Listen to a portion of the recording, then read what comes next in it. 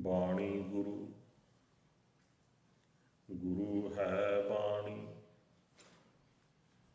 ਵਿੱਚ ਬਾਣੀ ਅੰਮ੍ਰਿਤ ਸਾਰੇ।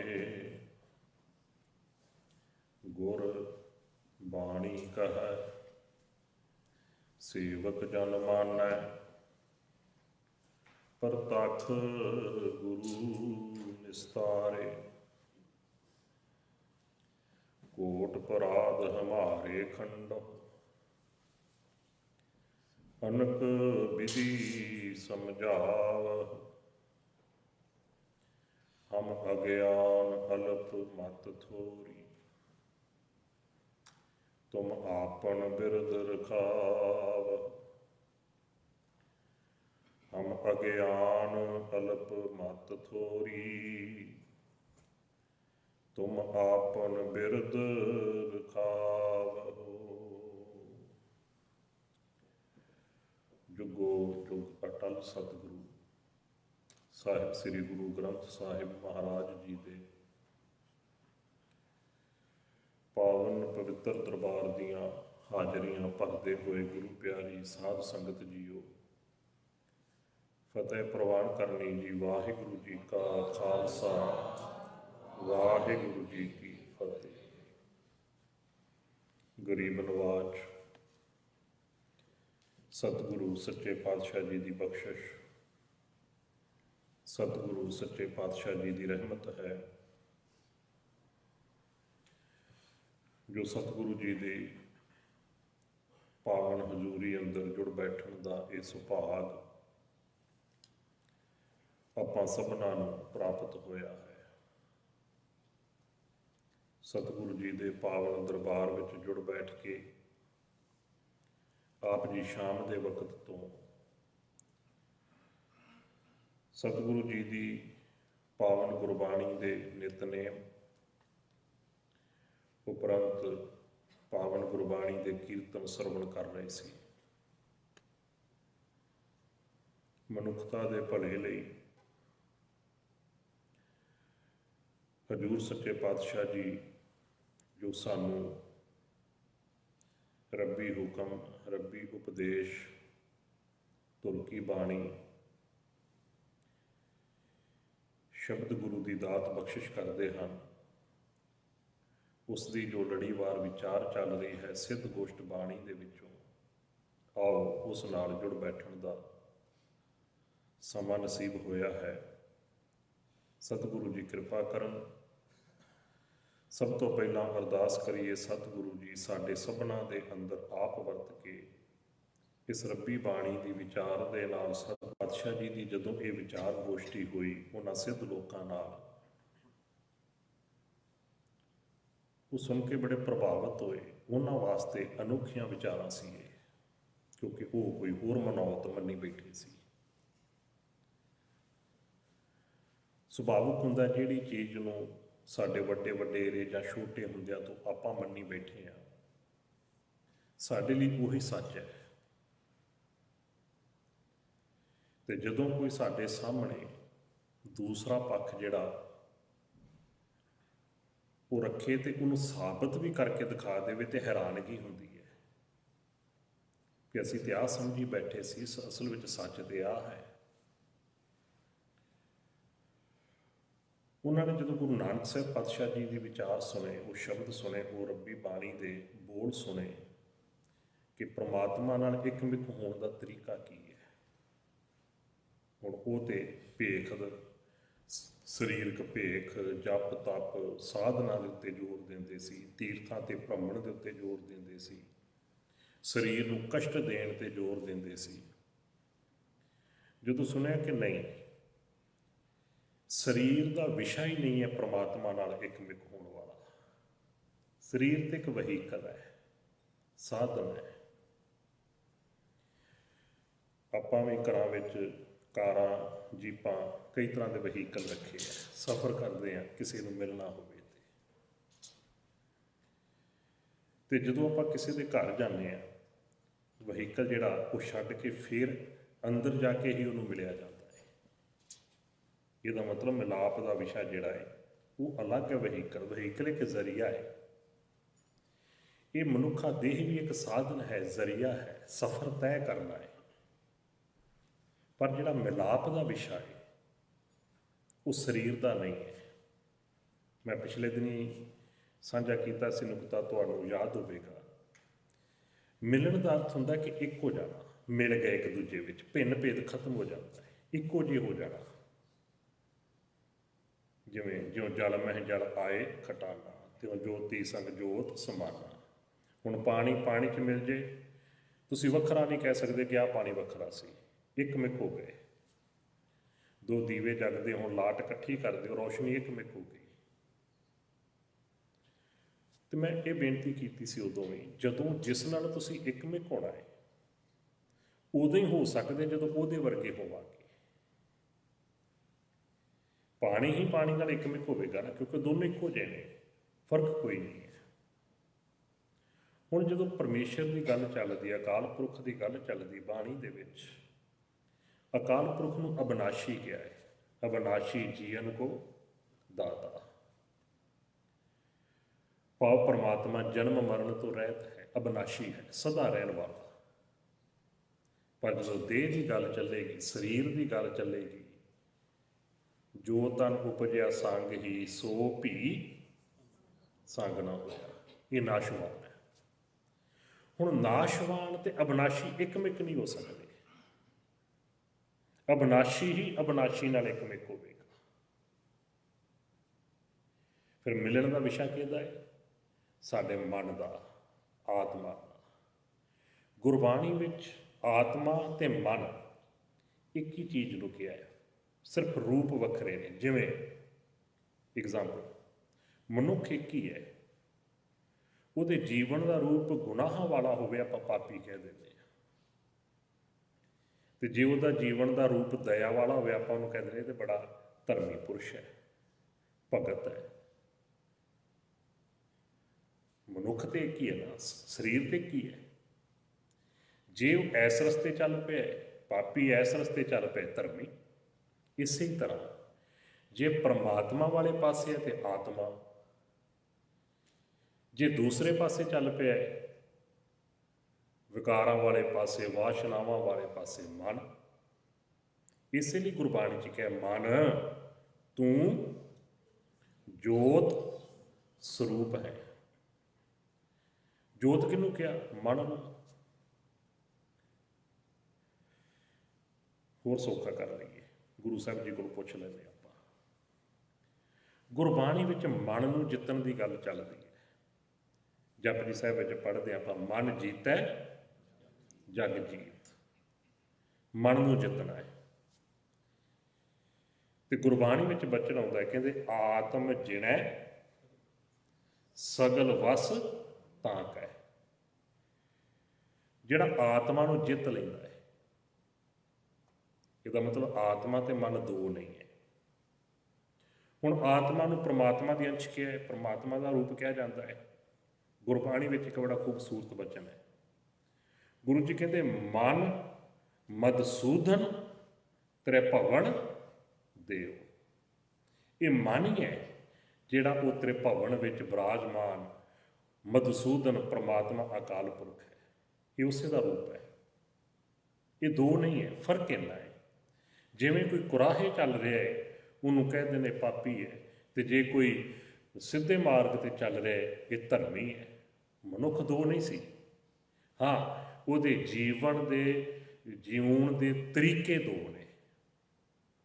ਇਸੇ ਤਰ੍ਹਾਂ ਜੇ ਅਸੀਂ ਬਾਹਰ ਮੁਖੀ ਹੋ ਕੇ ਚੱਲ ਰਹੇ ਹਾਂ, ਮਨ ਹੈ, ਤੇ ਜੇ ਕਿਤੇ ਅੰਤਰਮੁਖੀ ਹੋ ਕੇ ਅਕਾਲ ਪੁਰਖ ਪਰਮਾਤਮਾ ਨਾਲ ਉਸ ਮਾਰਗ ਤੇ ਚੱਲ ਰਹੇ ਹਾਂ, ਆਤਮਾ ਹੈ। ਇਹ ਨੁਕਤਾ ਬੜਾ ਬਰੀਕੀ ਵਾਲਾ, ਆਉਣ ਵਾਲੇ ਸਮੇਂ ਵਿੱਚ ਇਹ ਸਾਰਾ ਖੋਲਾਂਗੇ ਆਪਾਂ, ਕਿਉਂਕਿ ਸਾਨੂੰ ਮਨ ਦੀ ਡੈਫੀਨੇਸ਼ਨ ਹੀ ਕੁਛ ਹੋਰ ਦੱਸ ਛੱਡੀ। ਆਤਮਾ ਕੋਈ ਵੱਖਰੀ ਜੀ, ਕੋਈ ਅਲੌਕਿਕ ਜੀ ਚੀਜ਼ ਹੀ ਕਿਸੇ ਨੇ ਕਹਿ ਛੱਡੀ ਜੀ। ਉਹਦੇ ਕੋਈ ਕਹਿੰਦਾ ਹਵਾ ਹੁੰਦੀ ਹੈ, ਕੋਈ ਕਹਿੰਦਾ ਜੀ ਲਾਈਟ ਹੁੰਦੀ ਹੈ, ਕੋਈ ਕੁਛ। ਅਸਲ ਦੇ ਵਿੱਚ ਇਹ ਸੱਤਾ ਹੈ, ਇਹ ਐਨਰਜੀ ਹੈ। ਕੋਈ ਐਨਰਜੀ ਕਹਿ ਲੇ, ਕੋਈ ਪਾਵਰ ਕਹਿ ਲੇ। ਖੈਰ, ਪ੍ਰਕਰਨ ਜਿਹੜਾ ਉਹ ਬਦਲ ਜਾਣਾ ਹੈ ਤੇ ਸਮਾਂ ਵੀ ਸੀਮਤ ਹੁੰਦਾ ਹੈ। ਇਸ ਲਈ ਇਹ ਨੁਕਤੇ ਆਪਾਂ ਖੋਲਾਂਗੇ। ਜਿਵੇਂ ਜਿਵੇਂ ਵਿਚਾਰ ਅੱਗੇ ਚੱਲੇਗੀ ਨਾ, ਇਸੇ ਤਰ੍ਹਾਂ ਨੁਕਤੇ ਖੁੱਲ੍ਹਣੇ ਆ। ਖੈਰ, ਹੁਣ ਉਹਨਾਂ ਵਾਸਤੇ ਹੈਰਾਨਗੀ ਵਾਲੀ ਗੱਲ ਸੀ ਕਿ ਹੈ ਪ੍ਰਮਾਤਮਾ ਨਾਲ ਮਿਲਣ ਦਾ ਵਿਸ਼ਾ ਸਰੀਰ ਹੈ ਹੀ ਨਹੀਂ। ਸਰੀਰ ਤੇ ਕਿਹੜੇ ਰੰਗ ਦਾ ਕੱਪੜਾ ਪਾਇਆ, ਪ੍ਰਮਾਤਮਾ ਨਾਲ ਕੋਈ ਉਹਦਾ ਮਤਲਬ ਨਹੀਂ। ਅਸੀਂ ਜੋ ਖਾ ਰਹੇ ਹਾਂ, ਜੋ ਪੀ ਰਹੇ ਹਾਂ, ਉਹਦਾ ਵਿਸ਼ਾ ਪ੍ਰਮਾਤਮਾ ਨਾਲ ਨਹੀਂ ਹੈ, ਉਹ ਸਾਡੇ ਸਰੀਰ ਨਾਲ ਹੈ ਜਾਂ ਸਾਡੀ ਬੁੱਧੀ ਨਾਲ ਹੈ। ਇਸੇ ਲਈ ਜੇ ਕਿਤੇ ਨਸ਼ੇ ਦੀ ਗੱਲ ਚੱਲੀ, ਗੁਰੂ ਸਾਹਿਬ ਜੀ ਨੇ ਕਿਹਾ ਜਿਤ ਪੀਤੈ ਮਤ ਦੂਰ ਹੋਏ। ਮਤ ਨਾਲ ਸੰਬੰਧ ਹੈ। ਖਾਣੇ ਦੀ ਗੱਲ ਹੈ, ਬਾਬਾ ਹੋਰ ਖਾਣਾ ਖੁਸ਼ੀ ਖੁਆਰ, ਜਿਤ ਖਾਧੈ ਤਨ ਪੀੜੀਐ ਮਨ ਮੈਂ ਚੱਲੇ ਵਿਕਾਰ। ਉਹ ਭੋਜਨ ਨਹੀਂ ਖਾਣਾ ਜਿਹਦੇ ਨਾਲ ਸਾਡੀਆਂ ਖੁਸ਼ੀਆਂ 'ਚ ਵਿਘਨ ਪੈਂਦਾ ਹੈ ਤੇ ਸਰੀਰ ਦੇ ਵਿੱਚ ਕੋਈ ਬਿਮਾਰੀ, ਕੋਈ ਰੋਗ ਲੱਗਦਾ ਹੈ ਜਾਂ ਮਨ ਵਿੱਚ ਵਿਕਾਰ ਉੱਠਦੇ ਨੇ, ਕਿਉਂਕਿ ਇਹਦਾ ਸੰਬੰਧ ਹੀ ਸਰੀਰ ਨਾਲ ਹੈ। ਪਰਮਾਤਮਾ ਨਾਲ ਸੰਬੰਧ ਸਾਡੇ ਮਨ ਦਾ ਹੈ। ਇਸ ਲਈ ਅਸੀਂ ਪਰਮਾਤਮਾ ਵਾਲੇ ਪਾਸੇ ਜਦੋਂ ਵੀ ਜੁੜਨਾ ਹੈ, ਮਨ ਨੂੰ ਜੋੜਨਾ ਹੈ। ਸਾਡੀ ਕੋਸ਼ਿਸ਼ ਤਨ ਨੂੰ ਜੋੜਨ ਦੀ ਹੋਈ ਹੈ। ਅਸੀਂ ਜਿੰਨੀ ਸਾਧਨਾ ਕਰਦੇ, ਜੋ ਵੀ ਕਰਮ ਕਰਦੇ, ਸਰੀਰ ਨਾਲ, ਸਰੀਰ ਨੂੰ ਜੋੜਨ ਦੀ ਕੋਸ਼ਿਸ਼ ਕਰ ਰਹੇ ਹਾਂ। ਇਹ ਕੱਪੜੇ ਪਾਉਣੇ ਆ, ਇਹ ਨਹੀਂ ਪਾਉਣੇ, ਇਸ ਤਰ੍ਹਾਂ ਦਾ ਬਣ ਕੇ ਰਹਿਣਾ, ਇਸ ਤਰ੍ਹਾਂ ਦਾ ਨਹੀਂ ਬਣ ਕੇ ਰਹਿਣਾ। ਕਿਤੇ ਗੁਰੂ ਕਿਰਪਾ ਕਰੇ ਸਾਨੂੰ ਇਸ ਚੀਜ਼ ਦੀ ਸਮਝ ਆ ਜਾਏ। ਚਲੋ ਸੌਖਾ ਕਰ ਲੈਂਦੇ ਆਪਾਂ। ਗੁਰਬਾਣੀ 'ਚ ਇੱਕ ਹੋਰ ਨੁਕਤਾ ਸਮਝ ਲਈਏ, ਜਿਹੜੀ ਚੀਜ਼ ਟੁੱਟੀ ਹੋਵੇ ਨਾ, ਜੋੜਨੀ ਉਹੀ ਚਾਹੀਦੀ ਹੈ। ਉਹਨੂੰ ਹੀ ਜੋੜਾਂਗੇ ਤੇ ਗੱਲ ਬਣਨੀ ਹੈ ਜਿਹੜੀ ਟੁੱਟੀ ਹੈ। ਮੈਂ ਕਈ ਵਾਰ ਕਹਿੰਦਾ ਹੁੰਦਾ, ਹੁਣ ਇੱਕ ਬੱਚਾ ਹੈ, ਉਹ ਇੱਕ ਸਿਲੇਬਸ ਸਾਰਾ ਸਾਲ ਪੜ੍ਹਦਾ ਹੈ। ਉਹ MBD ਵੀ, ਟਿਊਸ਼ਨਾਂ ਵੀ ਲੈਂਦਾ ਹੈ, MBD ਵੀ ਪੜ੍ਹਦਾ ਹੈ, ਸਟੱਡੀ ਕਰਦਾ ਹੈ, ਯਾਦ ਕਰਦਾ ਹੈ। ਉਹਦੇ ਵਿੱਚੋਂ ਕੁਛ ਸਵਾਲ ਯਾਦ ਹੋ ਜਾਂਦੇ, ਕੁਛ ਨਹੀਂ। ਅਤੇ ਜਦੋਂ ਐਗਜ਼ਾਮ 'ਚ ਬਹਿੰਦਾ ਹੈ, ਉਹਦੇ ਸਾਹਮਣੇ ਇੱਕ ਕੁਐਸਚਨ ਪੇਪਰ ਹੁੰਦਾ ਹੈ। ਹੁਣ ਮੰਨ ਲਓ ਜਿਹੜੇ ਕੁਐਸਚਨ ਪੇਪਰ ਵਿੱਚ ਸਵਾਲ ਆਏ, ਪ੍ਰਸ਼ਨ ਆਏ ਨੇ, ਉਹ ਉਹਨੂੰ ਯਾਦ ਨਹੀਂ ਹੈ, ਬਾਕੀ ਸਾਰੇ ਯਾਦ ਹੈ ਜੋ ਪੜ੍ਹਿਆ ਸੀ। ਅਤੇ ਜਿਹੜੇ ਯਾਦ ਹੈ ਉਹ ਲਿਖੀ ਜਾਵੇ, ਅਤੇ ਜਿਹੜੇ ਕੁਐਸਚਨ ਪੇਪਰ ਵਿੱਚ ਆ ਨਹੀਂ ਆਉਂਦੇ, ਉਹ ਛੱਡ ਦੇਵੇ, ਪਾਸ ਹੋ ਜੂ। ਕਿਉਂਕਿ ਮੁੱਲ ਤਾਂ ਉਸ ਚੀਜ਼ ਦਾ ਪੈਣਾ ਜਿਹੜੀ ਚੀਜ਼ ਦਾ ਸੰਬੰਧ ਉਹਦੇ ਨਾਲ। ਮਾਤਾ ਦੇ ਗਰਭ ਵਿੱਚ ਆਪਾਂ ਸਾਰੇ ਪ੍ਰਮਾਤਮਾ ਨਾਲ ਜੁੜੇ ਹੋਏ ਹਾਂ। ਗੁਰੂ ਸਾਹਿਬ ਕਹਿੰਦੇ ਨੇ, ਮਾਤ ਗਰਭ ਮਹਿ ਆਪਨ ਸਿਮਰਨ ਦੇ, ਤਹਾਂ ਤੁਮ ਰਾਖਨ ਹਾਰੇ। ਇਹਦਾ ਮਤਲਬ ਜਿਹੜੀ ਚੀਜ਼ ਪ੍ਰਮਾਤਮਾ ਨਾਲੋਂ ਟੁੱਟੀ ਹੈ ਉਹਨੂੰ ਜੋੜਨਾ ਦੁਬਾਰਾ। ਤੇ ਟੁੱਟਿਆ ਕੀ? ਗੁਰੂ ਜੀ ਨੂੰ ਪੁੱਛ ਲਈ ਆਪਾਂ।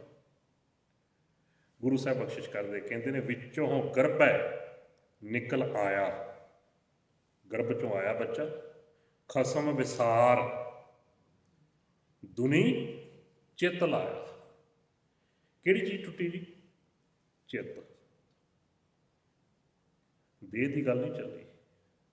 ਸਾਚੀ ਲਿਵੈ ਬਿਨ ਦੇਹ ਨਿਮਾਣੀ, ਲਿਵ ਛੁੜਕੀ ਲੱਗੀ ਤ੍ਰਿਸ਼ਨਾ, ਮਾਇਆ ਅਮਰ ਵਰਤਾਇਆ।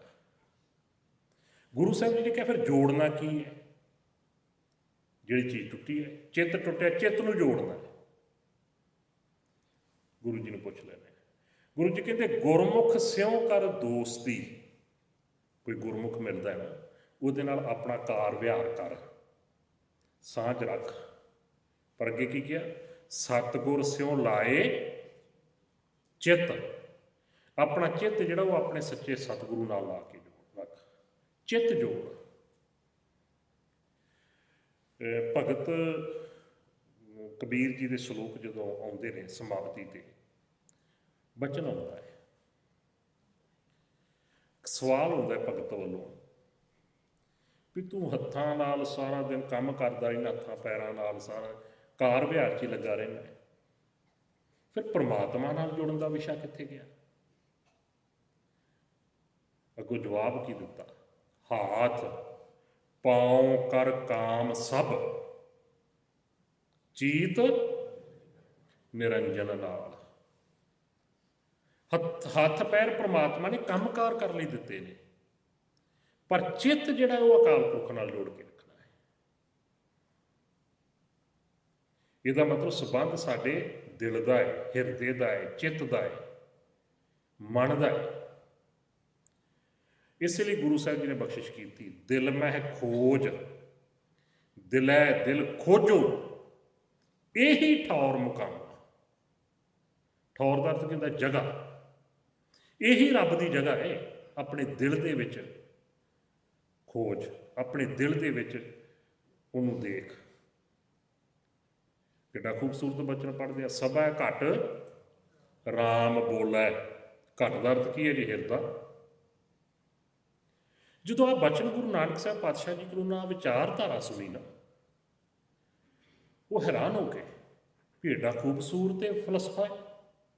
ਉਹਨਾਂ ਨੇ ਸਵਾਲ ਕੀਤਾ ਗੁਰੂ ਨਾਨਕ ਸਾਹਿਬ ਜੀ ਨੂੰ, ਕਿਤ ਬਿਦ ਪੁਰਖਾ ਜਨਮ ਵਟਾਇਆ। ਇਹ ਜਿਹੜੀ ਪਿਛਲੀ ਵਿਚਾਰ ਹੋਈ, 20 ਪੌੜੀਆਂ ਤੱਕ ਵਿਚਾਰ ਹੋ ਚੁੱਕੀ, 21ਵੀਂ ਅੱਜ ਆਰੰਭ ਕਰਨੀ ਹੈ। ਟੂਕ ਮਾਤਰ ਤਾਂ ਮੈਂ ਸਾਂਝਾ ਕਰ ਰਿਹਾ, ਸੁਰਤ ਵਿੱਚ ਤਾਜ਼ਾ ਹੋ ਜਾਏ ਸਾਰੀ ਵਿਚਾਰ।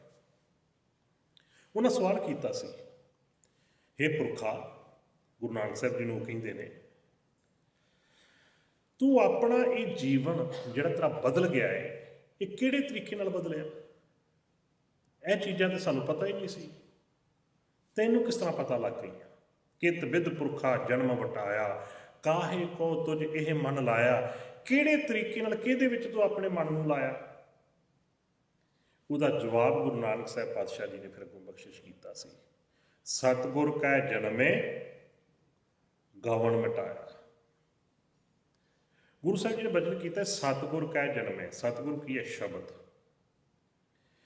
ਜਦੋਂ ਮੇਰੀ ਸੋਚ, ਮੇਰੀ ਸਮਝ ਦਾ ਜਨਮ ਸ਼ਬਦ ਦੇ ਵਿੱਚੋਂ ਹੋਇਆ, ਸ਼ਬਦ ਚੋਂ ਪੈਦਾ ਹੋਈ ਸੋਚ ਸਮਝ ਜਦੋਂ ਮੈਂ ਅਪਣਾਈ, ਭਟਕਣਾ ਖਤਮ ਹੋ ਗਈ।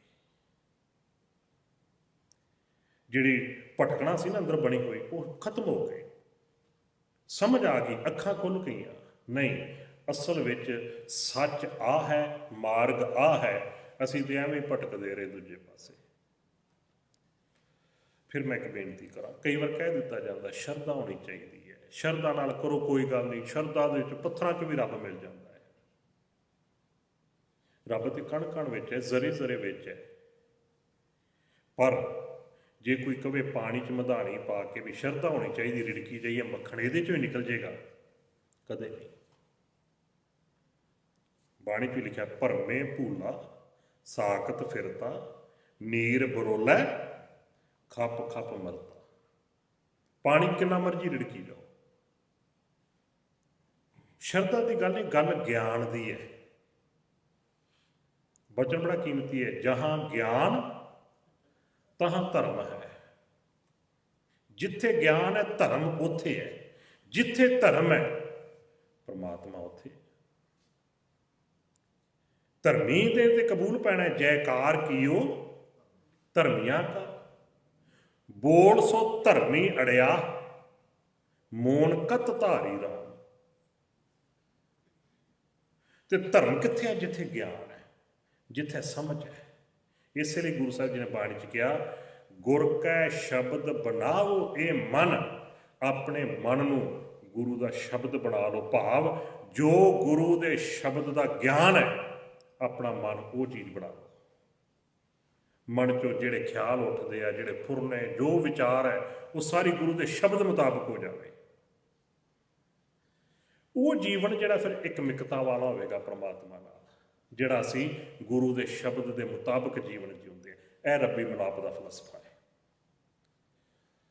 ਉਹਨਾਂ ਨੇ ਹੁਣ ਅਗਲਾ ਸਵਾਲ ਕੀਤਾ, ਜਿਹੜਾ ਅੱਜ ਆਰੰਭ ਹੋਣਾ ਹੈ। ਉਹ ਕਹਿੰਦੇ ਨੇ ਗੁਰੂ ਨਾਨਕ ਸਾਹਿਬ ਜੀ ਨੂੰ, 21ਵੀਂ ਪੌੜੀ ਆਰੰਭ ਹੁੰਦੀ ਹੈ, ਆਦਿ ਕੋ ਕਵਨ ਵਿਚਾਰ ਕਥੀਅਲੇ। ਆਦਿ ਅਰਥ ਹੁੰਦਾ ਮੁੱਢ, ਸ਼ੁਰੂ, ਸ੍ਰਿਸ਼ਟੀ ਦੀ ਰਚਨਾ। ਇਹ ਗੁਰੂ ਨਾਨਕ ਜੀ ਰੱਬੀ ਮਿਲਾਪ ਦੀ ਗੱਲ ਤੇ ਦੱਸ ਦਿੱਤੀ, ਥੋੜਾ ਜਿਹਾ ਸ੍ਰਿਸ਼ਟੀ ਦੀ ਰਚਨਾ ਬਾਰੇ ਵੀ ਦੱਸ ਦਿਓ, ਕਿਉਂਕਿ ਇਹਦੇ ਬਾਰੇ ਬੜੇ ਭਰਮ ਸੀ। ਕੋਈ ਕਹਿੰਦਾ ਜੀ ਇਹ ਕਿਸੇ ਦੇ ਕੰਨ ਦੀ ਮੈਲ ਚੋਂ ਨਿਕਲੀ ਹੈ, ਕੋਈ ਕਹਿੰਦਾ ਜੀ ਇਹ ਮਿੱਝ ਤੋਂ ਬਣੀ ਹੋਈ ਹੈ, ਤਾਂ ਮੇਦਨੀ ਕਹਿੰਦੇ ਆ। ਵੱਖ ਵੱਖ ਸਭ ਦੀ ਧਾਰਨਾ ਹੈ।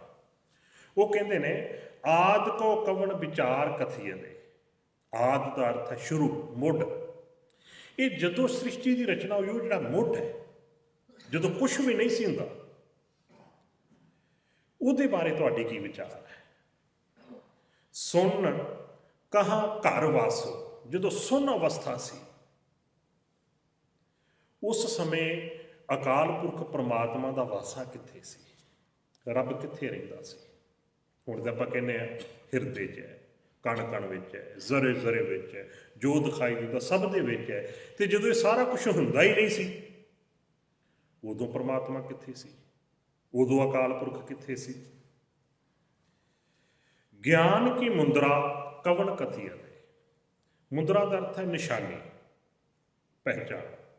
ਗਿਆਨ ਦਾ ਅਰਥ ਹੁੰਦਾ ਡੂੰਘੀ ਜਾਣ ਪਹਿਚਾਣ, ਡੂੰਘੀ ਸਾਂਝ ਕਹਿ ਲਓ। ਇੱਕ ਹੁੰਦੀ ਜਾਣਕਾਰੀ, ਸਮਝ ਇੱਕ ਦੂਜੇ ਬਾਰੇ, ਇੱਕ ਹੁੰਦੀ ਹੈ ਗਿਆਨ। ਗਿਆਨ ਦਾ ਅਰਥ ਹੈ ਵੀ ਡੂੰਘੀ ਜਾਣ ਪਹਿਚਾਣ, ਜਿਹੜੀ ਰਿਐਲਿਟੀ। ਪਰਮਾਤਮਾ ਨਾਲ ਡੂੰਘੀ ਜਾਣ ਪਹਿਚਾਣ ਜਿਹੜੀ, ਉਹਦੀ ਨਿਸ਼ਾਨੀ ਕੀ ਹੈ? ਬਹੁਤ ਸਾਰੇ ਸੰਸਾਰ ਦੇ ਵਿੱਚ ਲੋਕ ਨੇ ਜਿਨ੍ਹਾਂ ਕੋਲ ਦਾਅਵੇ ਵੀ ਆ, ਵਿਖਾਵੇ ਵੀ ਆਪਾਂ ਅਕਸਰ ਸੁਣਦੇ ਹਾਂ।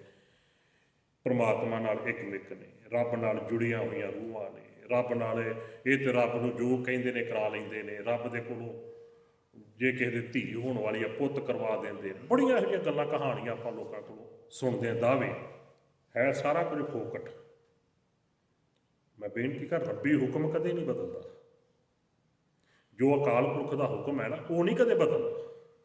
ਹਾਂ, ਉਸ ਹੁਕਮ ਦੇ ਮੁਤਾਬਕ ਚੱਲਣਾ ਹੈ। ਇਹ ਹੀ ਹੈ ਪਰਮਾਤਮਾ ਦੀ ਭਗਤੀ। ਭਗਤੀ ਦਾ ਅਰਥ ਇਹ ਨਹੀਂ ਕੋਈ 2 ਘੰਟੇ ਚੌਂਕੜੀ ਲਾ ਕੇ ਬੈਠਾ, 4 ਘੰਟੇ ਬੈਠਾ, ਕੋਈ ਭੂਰੇ 'ਚ ਆ, ਕੋਈ ਪਹਾੜੀ 'ਤੇ ਆ, ਕੋਈ ਕਿਤੇ। ਨਾ ਨਾ ਨਾ, ਇਹ ਤਾਂ ਸਾਧਨਾ ਨੇ। ਇਹ ਸਾਰਾ ਕੁਝ ਆਤਮ ਚਿੰਤਨ ਕਰਨ ਵਾਸਤੇ ਹੈ। ਭਗਤੀ ਕੀ ਹੈ? ਭਗਤੀ ਦਾ ਅਰਥ ਹੈ ਜੋ ਅਕਾਲ ਪੁਰਖ ਵਾਹਿਗੁਰੂ ਪਰਮਾਤਮਾ ਦਾ ਹੁਕਮ ਹੈ, ਉਸ ਹੁਕਮ ਦੇ ਮੁਤਾਬਕ ਚੱਲਣਾ। ਉਹਦੀ ਸਮਝ ਆ ਜਾਵੇ, ਉਹਦੇ ਲਈ ਬਾਣੀ ਪੜ੍ਹਦੇ ਹਾਂ, ਉਹਦੇ ਲਈ ਆਪਾਂ ਸਤ ਸੰਗਤ ਕਰਦੇ ਹਾਂ, ਉਹਦੇ ਲਈ ਕਥਾ ਕੀਰਤਨ ਜੁੜਦੇ ਹਾਂ। ਸਮਝ ਆ ਜੇ ਉਸ ਰੱਬੀ ਹੁਕਮ ਦੀ, ਤੇ ਉਸ ਰੱਬੀ ਹੁਕਮ ਦੇ ਮੁਤਾਬਕ ਚੱਲਣਾ ਹੈ। ਇਸੇ ਲਈ ਬਾਣੀ 'ਚ ਆਇਆ, ਕਹੋ ਨਾਨਕ ਜਿਨ ਹੁਕਮ ਪਛਾਤਾ। ਇਹ ਨਾਨਕ, ਜਿਨ੍ਹਾਂ ਨੇ ਰੱਬੀ ਹੁਕਮ ਨੂੰ ਸਮਝ ਲਿਆ, ਪ੍ਰਭ ਸਾਹਿਬ ਕਾ ਤਿਨ ਭੇਦ ਜਾਤਾ। ਅਸਲ ਵਿੱਚ ਪ੍ਰਭੂ ਅਕਾਲ ਪੁਰਖ ਮਾਲਕ ਪਰਮਾਤਮਾ ਦਾ ਭੇਦ ਵੀ ਉਹਨਾਂ ਨੂੰ ਹੀ ਸਮਝ ਆਇਆ ਹੈ। ਤੇ ਜਿਹੜੇ ਇਹ ਕਹਿਣ ਧੀ ਹੈ ਪੁੱਤ ਕਰਦੇ ਨੇ ਜੀ ਅਰਦਾਸ ਕਰਕੇ, ਦਾ ਮਤਲਬ ਉਹਦੇ ਹੁਕਮ ਨੂੰ ਬਦਲਣਾ ਚਾਹੁੰਦੇ ਆ, ਉਹਦੇ ਹੁਕਮ ਦੇ ਅੰਗੇਸ਼ਟ ਖੜੇ ਆ ਲੋਕ। ਤੇ ਜਿਹੜੇ ਰੱਬੀ ਹੁਕਮ ਨੂੰ ਬਦਲਣ ਦੀ ਕੋਸ਼ਿਸ਼ ਕਰ ਰਹੇ ਨੇ, ਮੈਂ ਬੇਨਤੀ ਕਰਾਂ ਫਿਰ ਉਹ ਭਗਤ ਤਾਂ ਨਾ ਹੋਏ, ਉਹ ਤੇ ਵਿਰੋਧੀ ਧਿਰ 'ਚ ਖੜੇ ਹੋ ਗਏ, ਜਿਹੜੇ ਐਕਸੈਪਟ ਹੀ ਨਹੀਂ ਕਰਦੇ ਉਸ ਰੱਬੀ ਹੁਕਮ ਨੂੰ। ਫਿਰ ਬੇਨਤੀ ਕਰਾਂ, ਅਕਾਲ ਪੁਰਖ ਪ੍ਰਮਾਤਮਾ ਦਾ ਰੱਬੀ ਹੁਕਮ ਕਦੇ ਨਹੀਂ ਬਦਲਦਾ। ਜੋ ਰੱਬ ਦਾ ਹੁਕਮ ਅੱਗ ਲਈ, ਉਹਨੇ ਉਹੀ ਕੰਮ ਕਰਨਾ ਹੈ, ਕਦੇ ਨਹੀਂ ਬਦਲੇਗਾ। ਜੋ ਹਵਾ ਲਈ ਹੁਕਮ ਹੈ, ਉਹਨੇ ਉਹੀ ਕੰਮ ਕਰਨਾ ਹੈ, ਕਦੇ ਨਹੀਂ ਬਦਲੇਗਾ। ਜੋ ਪਾਣੀ ਲਈ ਉਹਦਾ ਨਿਯਮ ਹੈ ਅਕਾਲ ਪੁਰਖ ਪ੍ਰਮਾਤਮਾ ਦਾ, ਉਹਨੇ ਉਹੀ ਕੰਮ ਕਰਨਾ ਹੈ, ਉਹ ਕਦੇ ਨਹੀਂ ਬਦਲੇਗਾ। ਜੋ ਬਨਸਪਤੀ ਵਾਸਤੇ ਹੈ, ਜੋ ਪਸ਼ੂ ਪੰਛੀ ਕੀੜੇ ਮਕੌੜੇ, ਜੋ ਜਿੰਨੀ ਵੀ ਰਚਨਾ ਹੈ, ਜੋ ਪ੍ਰਮਾਤਮਾ ਦਾ ਹੁਕਮ ਹੈ ਉਸੇ ਮੁਤਾਬਕ ਹੀ ਚੱਲਦੇ ਨੇ, ਉਹ ਕਦੇ ਨਹੀਂ ਬਦਲਦਾ, ਕਦੇ ਚੇਂਜ ਨਹੀਂ ਹੋਵੇਗਾ। ਇਹੀ ਭਗਤੀ ਹੈ। ਹੁਣ ਉਹਨਾਂ ਨੇ ਸਵਾਲ ਕੀਤਾ, ਗੁਰੂ ਨਾਨਕ ਜੀ, ਉਸ ਅਕਾਲ ਪੁਰਖ ਪ੍ਰਮਾਤਮਾ ਦੇ ਨਾਲ ਜਿਨ੍ਹਾਂ ਦੀ ਡੂੰਘੀ ਸਾਂਝ ਬਣ ਜਾਂਦੀ ਹੈ, ਜਿਨ੍ਹਾਂ ਦਾ ਪ੍ਰਮਾਤਮਾ ਨਾਲ ਡੂੰਘੀ ਸਾਂਝ ਬਣ ਜਾਂਦੀ ਹੈ, ਜਿਹੜੇ ਜੁੜੇ ਹੋਏ ਨੇ ਰੱਬ ਨਾਲ, ਜਿਹਨਾਂ ਨੂੰ ਆਪਾਂ ਕਹਿੰਦੇ ਹਾਂ ਇਹ ਤੇ ਜੁੜਿਆ ਹੋਇਆ, ਇਹ ਅੰਦਰੋਂ ਜੁੜੇ ਹੋਏ। ਆਹ ਸ਼ਬਦ ਆਮ ਆਪਾਂ ਸੁਣਦੇ ਹਾਂ, ਫਲਾਣੇ ਜਿਹੜੇ ਨੇ ਨਾ ਉਹ ਤੇ ਅੰਦਰੋਂ ਜੁੜੇ ਹੋਏ ਨੇ। ਤੇ ਗੁਰੂ ਸਾਹਿਬ ਜੀ ਕਹਿੰਦੇ ਗਿਆਨ ਕੀ ਮੁੰਦਰਾ ਕਵਨ ਕਥੀਅਲੇ। ਸਵਾਲ ਕੀਤਾ ਨਾ ਸਿੱਧ ਲੋਕਾਂ ਨੇ, ਜਿਨ੍ਹਾਂ ਦੀ ਡੂੰਘੀ ਸਾਂਝ ਪ੍ਰਮਾਤਮਾ ਨਾਲ ਬਣ ਗਈ ਹੈ, ਉਹਨਾਂ ਦੀ ਨਿਸ਼ਾਨੀ ਕੀ ਹੈ? ਇਹ ਦੱਸੋ, ਪਹਿਚਾਣ ਕੀ ਹੈ? ਕਿਵੇਂ ਪਤਾ ਲੱਗੇ ਕਿ ਇਹ ਜੁੜਿਆ ਹੋਇਆ ਹੈ?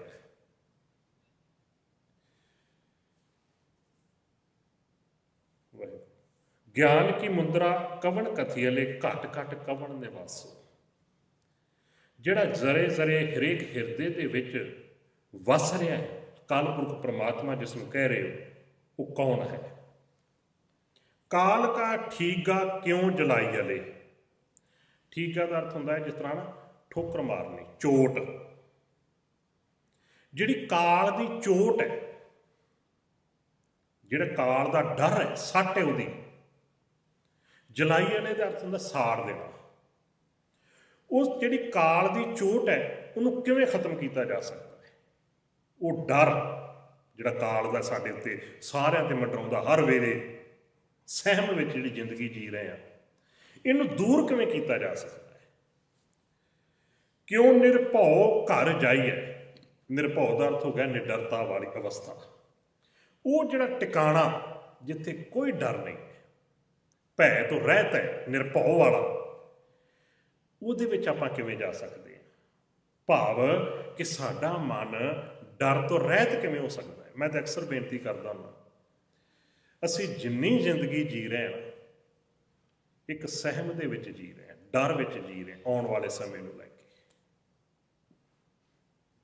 ਇੰਜ ਨਾ ਹੋ ਜਾਏ, ਆਹ ਕੰਮ ਇਸ ਤਰ੍ਹਾਂ ਕਰ ਲਿਆ, ਨਹੀਂ ਤੇ ਕਿਤੇ ਇਸ ਤਰ੍ਹਾਂ ਨਾ ਹੋ ਜਾਏ। ਆਉਣ ਵਾਲੇ ਸਮੇਂ ਨੂੰ ਲੈ ਕੇ ਡਰ ਦੇ ਵਿੱਚ ਜ਼ਿੰਦਗੀ, ਹਰ ਆਉਣ ਵਾਲੇ ਛਿਣ ਦਾ ਇੱਕ ਸਹਿਮ ਹੁੰਦਾ ਸਾਡੇ ਅੰਦਰ। ਇੰਜ ਨਾ ਹੋ ਜਾਏ, ਇੰਜ ਨਾ ਹੋ ਜਾਏ। ਬੀਤ ਚੁੱਕੇ ਦਾ ਡਰ ਨਹੀਂ ਹੁੰਦਾ, ਬੀਤ ਚੁੱਕੇ ਦਾ ਪਛਤਾਵਾ ਹੁੰਦਾ ਹੈ। ਡਰ ਹਮੇਸ਼ਾ ਆਉਣ ਵਾਲੇ ਸਮੇਂ ਦਾ ਹੁੰਦਾ ਹੈ। ਤੇ ਭਾਈ ਸਾਹਿਬ, ਭਾਈ ਗੁਰਦਾਸ ਜੀ ਨੇ ਬੜੀ ਖੂਬਸੂਰਤ ਇੱਕ ਗੱਲ ਕਹੀ। ਭਾਈ ਸਾਹਿਬ ਕਹਿੰਦੇ, ਜੇ ਤੁਸੀਂ ਇਸ ਡਰ ਤੋਂ ਮੁਕਤ ਹੋਣਾ ਚਾਹੁੰਦੇ ਜੇ ਨਾ, ਇਸ ਸਹਿਮ ਤੋਂ, ਇਸ ਡਰ ਤੋਂ ਮੁਕਤ ਹੋਣਾ ਚਾਹੁੰਦੇ ਜੇ, ਵੀ ਜਿਹੜਾ ਸੀ ਹਰ ਆਉਣ ਵਾਲੇ ਸਮੇਂ ਦਾ ਸਾਡੇ ਅੰਦਰ ਇੱਕ ਡਰ ਬੈਠਾ ਹੋਇਆ ਹੈ, ਕਹਿੰਦੇ ਇੱਕੋ ਕੰਮ ਕਰੋ ਕਿ ਵਰਤਮਾਨ ਵਿੱਚ ਵਰਤਦਾ, ਜਿਹੜਾ ਵਰਤਮਾਨ ਹੈ, ਜੋ ਤੁਹਾਡੇ ਹੱਥ 'ਚ ਹੈ, ਪ੍ਰੈਜ਼ੈਂਟ ਟਾਈਮ, ਬਸ ਇਹਨੂੰ ਜੀਓ। ਵਰਤਮਾਨ ਨੂੰ ਜੀਓ, ਡਰ ਖਤਮ ਹੋ ਜਾਏਗਾ। ਅਸੀਂ ਵਰਤਮਾਨ ਨੂੰ ਯੂਜ਼ ਕਰਦੇ ਹਾਂ, ਵਰਤਦੇ ਹਾਂ ਆਉਣ ਵਾਲੇ ਸਮੇਂ ਦੇ ਡਰ ਦੀ ਖਾਤਰ। ਅੱਜ ਆਹ ਕਰ ਲਈਏ ਨਹੀਂ ਤੇ ਇੰਝ ਹੋ ਜਾਏਗਾ, ਆਹ ਕਰ ਲਈ ਨਹੀਂ ਤੇ ਆਉਣ ਵਾਲੇ ਸਮੇਂ 'ਚ ਆਹ ਕੁਛ ਹੋ ਜਾਏਗਾ। ਸਾਰੀ ਜ਼ਿੰਦਗੀ ਇਸੇ ਸਹਿਮ ਦੇ ਵਿੱਚ ਹੀ, ਇਸੇ ਦੌੜ ਦੇ ਵਿੱਚ ਹੀ ਲੰਘ ਜਾਂਦੀ ਸਾਡੀ। ਅਸੀਂ ਕਦੇ ਵੀ ਜੀ ਕੇ ਨਹੀਂ ਦੇਖਦੇ। ਇਸੇ ਲਈ ਗੁਰੂ ਨਾਨਕ ਪਾਤਸ਼ਾਹ ਜੀ ਨੇ ਬੜਾ ਖੂਬਸੂਰਤ ਬਚਨ ਕੀਤਾ ਸੀ, ਹਮ ਆਦਮੀ ਹਾਂ। ਇਹ ਪੰਕਤੀਆਂ ਤਾਂ ਆਪਾਂ ਜਾਣਦੇ ਹੀ ਹਾਂ, ਹਮ ਆਦਮੀ ਹਾਂ ਇੱਕਦਮੀ, ਮੁਹਲਤ ਮੁਹਤ ਨਾ ਜਾਣ। ਇੱਕਦਮੀ ਦਾ ਅਰਥ ਕੀ? ਜਿਹੜਾ ਸਾਹ ਆ ਗਿਆ ਨਾ, ਤੂੰ ਸਮਝ ਪਿਆ ਇਹੀ ਹੈ, ਤੇ ਇਹਨੂੰ ਜੀ ਲੈ, ਇਹਨੂੰ ਇੰਨਾ ਜੀ ਲੈ, ਆਉਣ ਵਾਲੇ ਸਮੇਂ ਦੀ ਤੇਰੇ ਅੰਦਰੋਂ ਸੋਚ ਹੀ ਖਤਮ ਹੋ ਜਾਏ, ਟੈਨਸ਼ਨ ਹੀ ਖਤਮ ਹੋ ਜਾਏ, ਇੰਨਾ ਇਹਦੇ ਵਿੱਚ ਮਸਤ ਹੋ ਜਾ। ਜ਼ਿੰਦਗੀ ਦਾ ਹਰ ਸਵਾਸ ਤੇਰਾ ਜਿਹੜਾ, ਉਹਨੂੰ ਜਿਉਣਾ ਸ਼ੁਰੂ ਕਰ ਦੇ, ਜ਼ਿੰਦਗੀ ਜਿਉਣ ਦਾ ਰਸ ਆ ਜਾਏਗਾ, ਆਨੰਦ ਆ ਜਾਏਗਾ। ਸਾਡੀ ਦੌੜ ਹੁੰਦੀ ਹੈ ਕਿ ਨਹੀਂ ਹੁਣ ਆਹ ਕਰ ਲਈਏ ਫਿਰ ਜੀਵਾਂਗੇ। ਅਸੀਂ ਫਿਊਚਰ ਨੂੰ ਮੁੱਖ ਰੱਖ ਕੇ ਚੱਲ ਰਹੇ ਹਾਂ, ਪ੍ਰੈਜ਼ੈਂਟ ਜਿਹੜਾ ਹੈ ਉਹ ਆਪਣੇ ਹੱਥਾਂ ਦੇ ਵਿੱਚੋਂ ਗਵਾ ਰਹੇ ਹਾਂ। ਗੁਰੂ ਰਹਿਮਤ ਕਰੇ ਕਿਤੇ ਇਸ ਨੁਕਤੇ ਦੀ ਸਮਝ ਆ ਜਾਏ। ਇਸੇ ਲਈ ਗੁਰੂ ਸਾਹਿਬ ਜੀ ਨੇ ਕਿਹਾ ਸੀ, ਦਮ ਦਾ ਕੋਈ ਭਰੋਸਾ ਨਹੀਂ ਹੁੰਦਾ, ਹਮ ਆਦਮੀ ਹਾਂ ਇੱਕਦਮ। ਤੇ ਜਿਹੜਾ ਦਮ ਆ ਗਿਆ ਬਸ ਇਹਨੂੰ ਸੰਭਾਲ ਲੈ, ਦਮ ਦਮ ਸਦਾ ਸੰਭਾਲ, ਇਹਨੂੰ ਜੀ। ਗੁਰੂ ਬਖਸ਼ਿਸ਼ ਕਰ। ਕਾਲ ਕਾ ਠੀਗਾ ਕਿਉਂ ਜਲਾਈ ਅਲੇ, ਕਾਲ ਦੀ ਚੋਟ ਕਿਵੇਂ ਖਤਮ ਕੀਤੀ ਜਾ ਸਕਦੀ ਹੈ? ਕਿਉਂ ਨਿਰਭਉ ਘਰ ਜਾਈਏ, ਕਿਵੇਂ ਉਸ ਨਿਡਰਤਾ ਵਾਲੀ ਅਵਸਥਾ ਵਿੱਚ ਟਿਕ ਸਕਦੇ ਹਾਂ? ਸਹਿਜ ਸੰਤੋਖ ਕਾ ਆਸਣ ਜਾਣਾ, ਕਿਉਂ ਛੇਦੇ ਬਹਿਰਾਈਏ। ਬਹਿਰਾਈਏ ਦਾ ਅਰਥ ਹੁੰਦਾ ਵੈਰੀ, ਬੈਰੀ ਜਿਹਨੂੰ ਕਹਿ ਦਿੰਦੇ ਆ। ਛੇਦੇ ਦਾ ਅਰਥ ਹੁੰਦਾ ਹੈ ਵਿੰਨ ਦੇਣਾ, ਕਿਸੇ ਚੀਜ਼ ਨੂੰ ਸ਼ੇਰ ਕਰ ਦੇਣਾ, ਉਹਦੇ ਵਿੱਚ ਵਿੰਨ ਦੇਣਾ, ਉਸ ਚੀਜ਼ ਨੂੰ ਖਤਮ ਕਰ ਦੇਣਾ ਜਾਂ ਕਮਜ਼ੋਰ ਕਰ ਦੇਣਾ। ਸਾਡੇ ਵੈਰੀ ਕੌਣ ਹੈ? ਕਾਮ, ਕ੍ਰੋਧ, ਲੋਭ, ਮੋਹ, ਹੰਕਾਰ, ਇਹ ਵੈਰੀ ਨੇ ਸਾਡੇ। ਇਹਨਾਂ ਵੈਰੀਆਂ ਨੂੰ ਕਮਜ਼ੋਰ ਕਿਵੇਂ ਕੀਤਾ ਜਾ ਸਕਦਾ ਹੈ? ਆ ਵੇਖੋ ਕਿੰਨਾ ਖੂਬਸੂਰਤ ਬਚਨ, ਛੇਦਾ ਕਿਹਾ ਹੈ, ਖਤਮ ਕਰਨਾ ਨਹੀਂ ਕਿਹਾ। ਇਹਨਾਂ ਨੂੰ ਕਮਜ਼ੋਰ ਕਰਕੇ ਵਰਤਣਾ ਹੈ, ਖਤਮ ਕਰਨ ਦੀ ਗੱਲ ਨਹੀਂ ਕੀਤੀ। ਬੜਾ ਖੂਬਸੂਰਤ ਨੁਕਤਾ ਹੈ, ਕਿਉਂਕਿ ਇਹਦੇ ਤੋਂ ਬਗੈਰ ਸ੍ਰਿਸ਼ਟੀ ਦੀ ਇਹ ਜਿੰਨਾ ਵੀ ਨਿਜ਼ਾਮ ਚੱਲ ਰਿਹਾ ਸਾਰਾ ਜਿਹੜਾ ਹੈ ਇਹ ਖਤਮ ਹੋ ਜਾਏਗਾ। ਬਸ ਇਹਨੂੰ ਵਰਤਣਾ ਹੈ। ਗ੍ਰਸਤ ਹੋ ਗਿਆ ਇਹ ਸਭ, ਜੋ ਕੁਛ ਵੀ ਸਾਨੂੰ ਮਿਲਿਆ ਗੁਰੂ ਸਾਹਿਬਾਂ ਨੇ ਸਿਧਾਂਤ ਦਿੱਤੇ ਨੇ, ਇਹ ਸਾਰੇ ਨੂੰ ਵਰਤਣ ਵਾਸਤੇ ਆ। ਕਿਰਤ ਕਰਨੀ, ਦਸਵੰਧ ਕੱਢਣਾ, ਇਹ ਸਭ ਕੁਝ ਕੀ ਹੈ?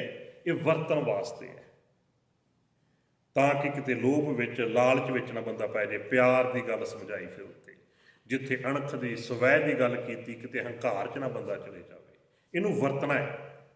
ਗੁਰੂ ਸਾਹਿਬ ਜੀ ਨੇ ਬਚਨ ਕੀ ਉਹ ਪੁੱਛਦੇ ਨੇ ਕਿ ਇਹਨਾਂ ਨੂੰ ਹੁਣ ਕੰਟਰੋਲ 'ਚ ਕਿਵੇਂ ਕੀਤਾ ਜਾਵੇ, ਕਮਜ਼ੋਰ ਕਿਵੇਂ ਕੀਤਾ ਜਾਵੇ ਇਹਨਾਂ ਵੈਰੀਆਂ ਨੂੰ। ਸਹਿਜ ਸੰਤੋਖ ਕਾ ਆਸਣ ਜਾਣੈ, ਕਿਵੇਂ ਸਮਝ ਪਵੇ ਸਹਿਜ ਦੀ ਤੇ ਸੰਤੋਖ ਦੀ। ਉਹ ਥਾਂ, ਉਹ ਆਸਣ, ਉਹ ਟਿਕਾਣਾ ਜਿੱਥੇ ਸਾਡਾ ਮਨ ਟਿਕੇ, ਉਹ ਸਹਿਜ ਸੰਤੋਖ ਦਾ ਟਿਕਾਣਾ, ਉਹਦੀ ਸਮਝ ਕਿਵੇਂ ਆਵੇ। ਸਹਿਜ ਦਾ ਅਰਥ ਕੀ ਹੈ ਤੇ ਸੰਤੋਖ ਦਾ ਅਰਥ ਕੀ ਹੈ, ਇਹ ਨੁਕਤਾ ਥੋੜ੍ਹਾ ਜਿਹਾ ਸਮਝਣਾ। ਮੈਂ ਪਿਛਲੇ ਦਿਨੀ ਬੇਨਤੀ ਕੀਤੀ ਸੀ, ਸੰਤੋਖ ਦਾ ਅਰਥ ਇਹ ਹੈ ਜੋ ਕੁਛ ਸਾਡੇ ਕੋਲ ਹੈ, ਪਰਮਾਤਮਾ ਨੇ ਦਿੱਤਾ ਹੈ, ਸੈਟਿਸਫਾਈ। ਜੋ ਨਹੀਂ ਹੈ ਉਹਦਾ ਮਲਾਲ ਕੋਈ ਨਹੀਂ। ਜੋ ਹੈ ਉਹਦੇ ਵਿੱਚ ਅਸੀਂ ਸੈਟਿਸਫਾਈ ਹਾਂ, ਬਿਲਕੁਲ ਸ਼ੁਕਰ ਹੈ ਉਹਦਾ।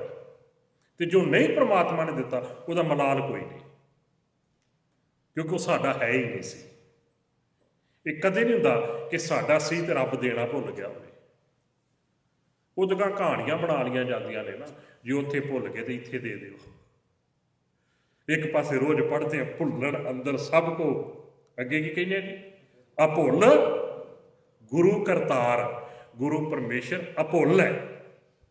ਤੇ ਸਾਖੀਆਂ ਕੀ ਸੁਣਾਈਆਂ ਬਾਬਿਆਂ ਨੇ, ਉਹ ਜੀ ਫਿਰ ਕਹਿਣ ਲੱਗੇ ਜੀ ਤੁਸੀਂ ਉੱਥੇ ਵੀ ਤੁਸੀਂ ਲਿਖਣਾ ਸੀ, ਸਾਡੇ ਕਰਮਾਂ 'ਚ ਉੱਥੇ ਭੁੱਲ ਗਏ ਜੇ ਇੱਥੇ ਲਿਖ ਦਿਓ। ਇਹ ਸਭ ਜਿਹੜੀਆਂ ਕਹਾਣੀਆਂ ਹੁੰਦੀਆਂ ਨੇ, ਇਹੋ ਜਿਹੀਆਂ ਗਾਥਾਵਾਂ ਬਣਾਈਆਂ ਗਈਆਂ ਨੇ, ਇਹ ਅਸਲ ਦੇ ਵਿੱਚ ਕੀ ਸਭਨਾਂ ਨੇ ਆਪਣੇ ਆਪਣੇ ਜੋ ਉਹਨਾਂ ਦੇ ਮਨਸੂਬੇ ਹੁੰਦੇ ਆ ਉਹ ਪਾਲਣ ਵਾਸਤੇ ਲੋਕਾਂ ਨੂੰ ਗੁੰਮਰਾਹ ਕੀਤਾ ਗਿਆ। ਅਕਾਲ ਪੁਰਖ ਪਰਮਾਤਮਾ ਭੁੱਲਣਹਾਰ ਨਹੀਂ ਹੈ, ਉਹ ਭੁੱਲਦਾ ਨਹੀਂ ਹੈ। ਫਿਰ ਨਾਲ ਇੱਕ ਹੋਰ ਬਚਨ ਬਾਣੀ 'ਚ ਕਿਹਾ, ਜੋ ਕਿਛ ਪਾਇਆ ਸੋ ਏਕਾ ਵਾਰ, ਉਹਨੇ ਇੱਕੇ ਵਾਰ ਹੀ ਸਾਰਾ ਕੁਝ ਸਾਨੂੰ ਦੇ ਦਿੱਤਾ ਹੈ। ਫਿਰ ਸਵਾਲ ਖੜਾ ਹੋਵੇਗਾ, ਜੇ ਸਾਰਾ ਕੁਝ ਸਾਨੂੰ ਦਿੱਤਾ ਹੈ, ਅਸੀਂ ਗੁਰਦੁਆਰੇ ਆਉਂਦੇ ਹਾਂ, ਆ ਜਿੰਨਾ ਕਥਾ ਕੀਤੀ, ਇਹਦਾ ਮਤਲਬ ਕੀ ਹੈ? ਇਹਦਾ ਮਤਲਬ ਹੈ ਗੁਰਬਾਣੀ ਕੀ ਹੈ? ਗੁਰਬਾਣੀ ਇਸ ਜੱਗ ਮੈਂ ਚਾਨਣ। ਚਾਨਣ ਦਾ ਕੰਮ ਕੀ ਹੁੰਦਾ ਹੈ?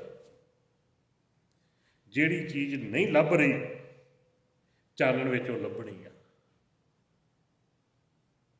ਨਹੀਂ ਲੱਭ ਰਹੀ, ਉਹਨੂੰ ਲੱਭਣਾ ਹੈ, ਕਿਉਂਕਿ ਅੰਧੇਰੇ ਵਿੱਚ ਲੱਭਦੀ ਨਹੀਂ ਹੈ। ਜੋ ਪਰਮੇਸ਼ਰ ਨੇ ਦਿੱਤਾ ਹੈ ਸਾਨੂੰ, ਉਹ ਸਾਨੂੰ ਨਹੀਂ ਲੱਭ ਰਿਹਾ, ਅਸੀਂ ਤਾਂ ਹੀ ਦੂਜਿਆਂ ਕੋਲੋਂ ਮੰਗ ਰਹੇ ਹਾਂ। ਤਾਂ ਹੀ ਅਸੀਂ ਦੂਜਿਆਂ ਦੇ ਉੱਤੇ ਆਸ ਲਾ ਕੇ ਬੈਠੇ, ਇਹਦੇ ਕੋਲੋਂ ਆਹ ਖੁਸ਼ੀ ਮਿਲ ਜੇ, ਆਹ ਸੁੱਖ ਕਿਤੇ ਇਹਦੇ ਕੋਲੋਂ ਮਿਲ ਜੇ। ਮਾਂ ਬਾਪ ਆਸ ਲਾ ਕੇ ਬੈਠਾ ਹੈ, ਧੀਆਂ ਪੁੱਤਰਾਂ ਕੋਲੋਂ ਆਹ ਕੁਝ ਸਾਨੂੰ ਮਿਲੇ, ਐਕਸੈਪਟ ਇਹ ਚੀਜ਼ ਮੰਨ ਕੇ ਬੈਠਾ, ਆਪਣੇ ਅੰਦਰ ਕਰਕੇ ਬੈਠਾ ਹੈ ਕਿ ਇਹ ਕੁਛ ਅਗਰ ਉਹਦੇ ਮੁਤਾਬਕ ਨਹੀਂ ਉਹਨਾਂ ਕੋਲੋਂ ਸਾਨੂੰ ਮਿਲ ਰਿਹਾ, ਤਕਰਾਰ ਸ਼ੁਰੂ ਹੋ ਜਾਏਗੀ। ਚਾਹੇ ਵਾਈਫ ਹਸਬੈਂਡ ਹੈ, ਚਾਹੇ ਬੱਚਿਆਂ ਦੀ ਗੱਲ ਹੈ, ਚਾਹੇ ਮਾਤਾ ਪਿਤਾ ਦੀ ਗੱਲ ਹੈ, ਚਾਹੇ ਸੱਜਣਾ ਮਿੱਤਰਾਂ ਦੀ ਗੱਲ, ਚਾਹੇ ਸਮਾਜ ਦੀ ਗੱਲ, ਸਰਕਾਰ ਦੀ ਲਾ ਲਓ। ਤੁਸੀਂ ਕਿਉਂ ਖਿਲਾਫ ਸਰਕਾਰ ਦੇ ਹੁੰਦੇ ਆ? ਕਿਉਂਕਿ ਜੋ ਅਸੀਂ ਸਰਕਾਰ ਤੋਂ ਚਾਹ ਰਹੇ ਹਾਂ ਉਹ ਨਹੀਂ ਸਾਨੂੰ ਦੇ ਰਹੀ, ਅਸੀਂ ਉਹਦੇ ਵਿਰੋਧ ਵਿੱਚ ਜਾਂਦੇ ਹਾਂ। ਤੁਸੀਂ ਕਦੇ ਇਕਾਂਤ ਵਿੱਚ ਬੈਠ ਕੇ ਸੋਚਿਓ, ਜਿੰਨੇ ਸਾਡੇ ਰਿਸ਼ਤੇ, ਜਿੰਨੇ ਸਾਡੇ ਪਰਿਵਾਰਕ ਰਿਸ਼ਤੇ, ਸਮਾਜਿਕ ਰਿਸ਼ਤੇ ਨੇ, ਇਹਨਾਂ ਵਿੱਚ ਜਿੰਨੀ ਤਕਰਾਰ ਹੈ, ਜਿਨ੍ਹਾਂ ਨਾਲ ਵੀ ਸਾਡੀ ਕੋਈ ਮਨਮੁਟਾਵ ਹੈ, 95% ਰੀਜ਼ਨ ਇਹੀ ਹੈ ਕਿ ਜੋ ਅਸੀਂ ਉਹਨਾਂ ਤੋਂ ਚਾਹੁੰਦੇ ਹਾਂ ਉਹ ਨਹੀਂ ਮਿਲ ਰਿਹਾ। ਇਸੇ ਤਰ੍ਹਾਂ ਜੋ ਅਗਲੇ ਸਾਡੇ ਤੋਂ ਚਾਹੁੰਦੇ ਉਹਨਾਂ ਨੂੰ ਨਹੀਂ ਮਿਲ ਰਿਹਾ। ਗੁਰਬਾਣੀ ਕਿਸ ਲਈ ਪੜ੍ਹਨੀ ਹੈ? ਕਿ ਜੋ ਕੁਝ ਸਾਨੂੰ ਚਾਹੀਦਾ ਸਾਰਾ ਕੁਝ ਸਾਡੇ ਕੋਲ ਹੈ, ਪਰ ਅਗਿਆਨਤਾ ਦਾ ਅੰਧੇਰਾ ਇੰਨਾ ਹੈ ਸਾਨੂੰ ਪਤਾ ਨਹੀਂ ਲੱਗ ਰਿਹਾ। ਤੇ ਗੁਰਬਾਣੀ ਦੀ ਰੌਸ਼ਨੀ ਵਿੱਚ, ਸ਼ਬਦ ਦੀ ਰੌਸ਼ਨੀ ਵਿੱਚ ਅਸੀਂ ਉਹਨੂੰ ਆਪਣੇ ਜੀਵਨ ਦੇ ਵਿੱਚੋਂ ਹਾਸਲ ਕਰਨਾ ਹੈ। ਸਾਨੂੰ ਆਹ ਖੁਸ਼ੀ ਚਾਹੀਦੀ ਹੈ ਸ਼ਬਦ ਦੀ ਰੌਸ਼ਨੀ ਦੇ ਵਿੱਚ, ਜਿਵੇਂ ਜਿਵੇਂ ਗੁਰਬਾਣੀ ਕਹਿੰਦੀ, ਜਦੋਂ ਅਸੀਂ ਉਹ ਕੁਝ ਕਰਾਂਗੇ ਉਹ ਖੁਸ਼ੀ ਸਾਨੂੰ ਮਿਲੇਗੀ। ਆਹ ਸੁੱਖ ਚਾਹੀਦਾ, ਸੁੱਖ ਮਿਲੇਗਾ, ਕਿਉਂਕਿ ਸਾਰਾ ਕੁਝ ਹੀ ਸਾਡੇ ਕੋਲ ਹੈ। ਮੈਂ ਇੱਕ ਹੋਰ ਸੌਖਾ ਕਰ ਲਵਾਂ,